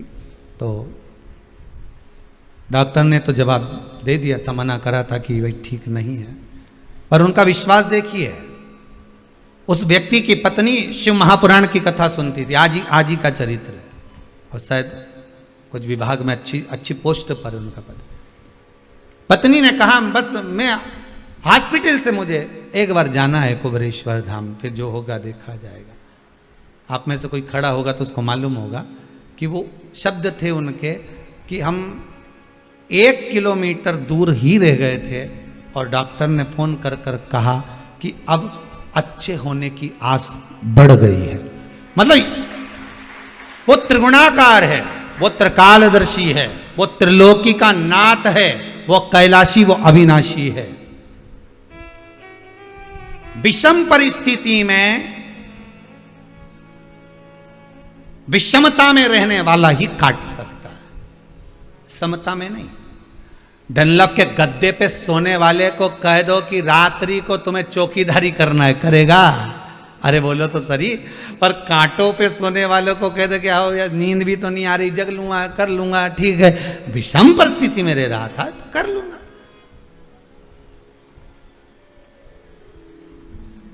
जिसने जिंदगी में कभी नीम का रस नहीं पिया, करेले का जूस नहीं पिया, जरा सा भी कड़वा खाए ही नहीं, और उस व्यक्ति को कह दो कि अब तुम्हारा स्वास्थ्य गड़बड़ चल रहा है, तुम्हें तो करेले का जूस पीना ही पड़ेगा, कि मरी जाऊं पर नहीं पीऊं, नहीं पीऊं, तो मरी जाऊं पर नहीं पीऊं, जब करेले का जूस नहीं पीऊं। और पिला भी दिया जबरदस्ती तो नहीं पीऊं, मरी जाऊं पर नहीं पीऊं।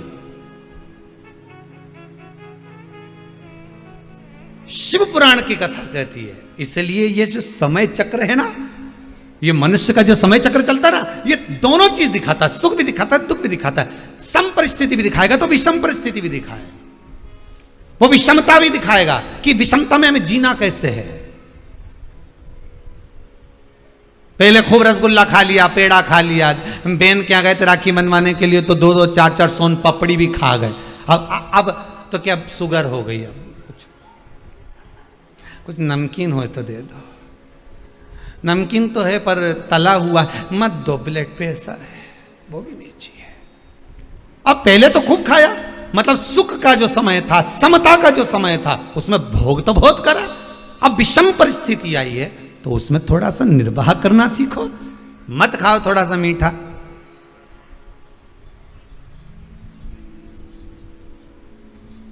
पर गुरुजी शरीर तो मान जाए, पर जाका क्या करूं, ये 2 तोला की है नी, टर टर करे, बस जय गड़बड़ करे, इतनी सी तो धरिए, पर क्या स्वाद चाहिए क्या, बस यहीं तक का स्वाद है। इसके बाद तो लड्डू, पेड़ा, गुलाब जामुन, इमरती, भजिया, पकोड़ा सब नीचे जाके भेला हो गया, मिक्स वेज।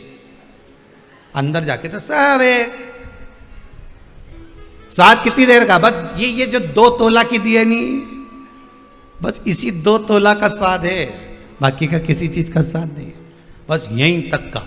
इतनी देर में तो क्या जोरदार दही बड़ा बना, पर कल्ला ज्यादा हो गया जी बात, मतलब स्वाद भी लेते जा रही है तो ये 2 तोला की हिलती भी जा रही है, कल्ला ज्यादा हो गया। गुलाब जामुन तो अच्छी बनी पर अंदर अंदर गुठली रह गई, ऊपर से काली काली गायब हो गई, सफेद सफेद रह गई स्वाद।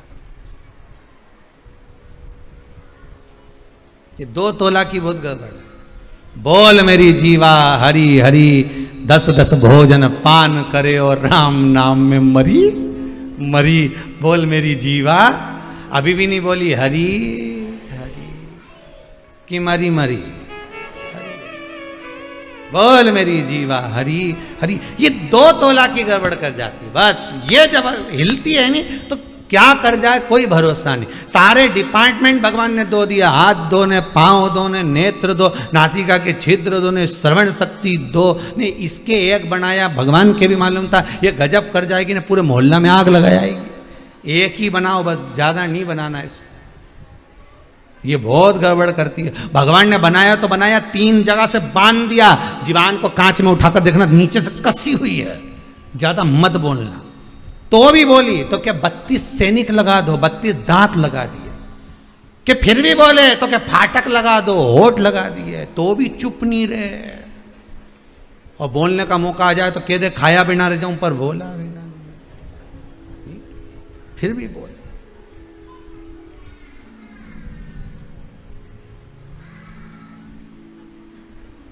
एक दिन जिभ्या ने दांतों से कहा, तुम मेरे 32 भाई हो, तुम मुझे कभी मत काटना हो, मैं तुम्हारा हमेशा साथ दूंगी हो। 32 भाइयों ने हाथ जोड़ के किया, बेन जिभ्या हम तो नहीं काटेंगे, पर तू हमारा ध्यान रखना रही हो, तो किसी से आड़ी टेढ़ी मत किया जाए, नहीं तो एक में 32 की 32 भाई निपट जाएगा। हम तेरा ध्यान दे रहे, तू हमारा ध्यान देना। तू एक शब्द बोलेगी ना, उन्हें एक दिया धरके ने 32 निपट के लगा, कहीं नहीं बचे फिर मुंडा में, सोफा सेट ही पूरा गाया।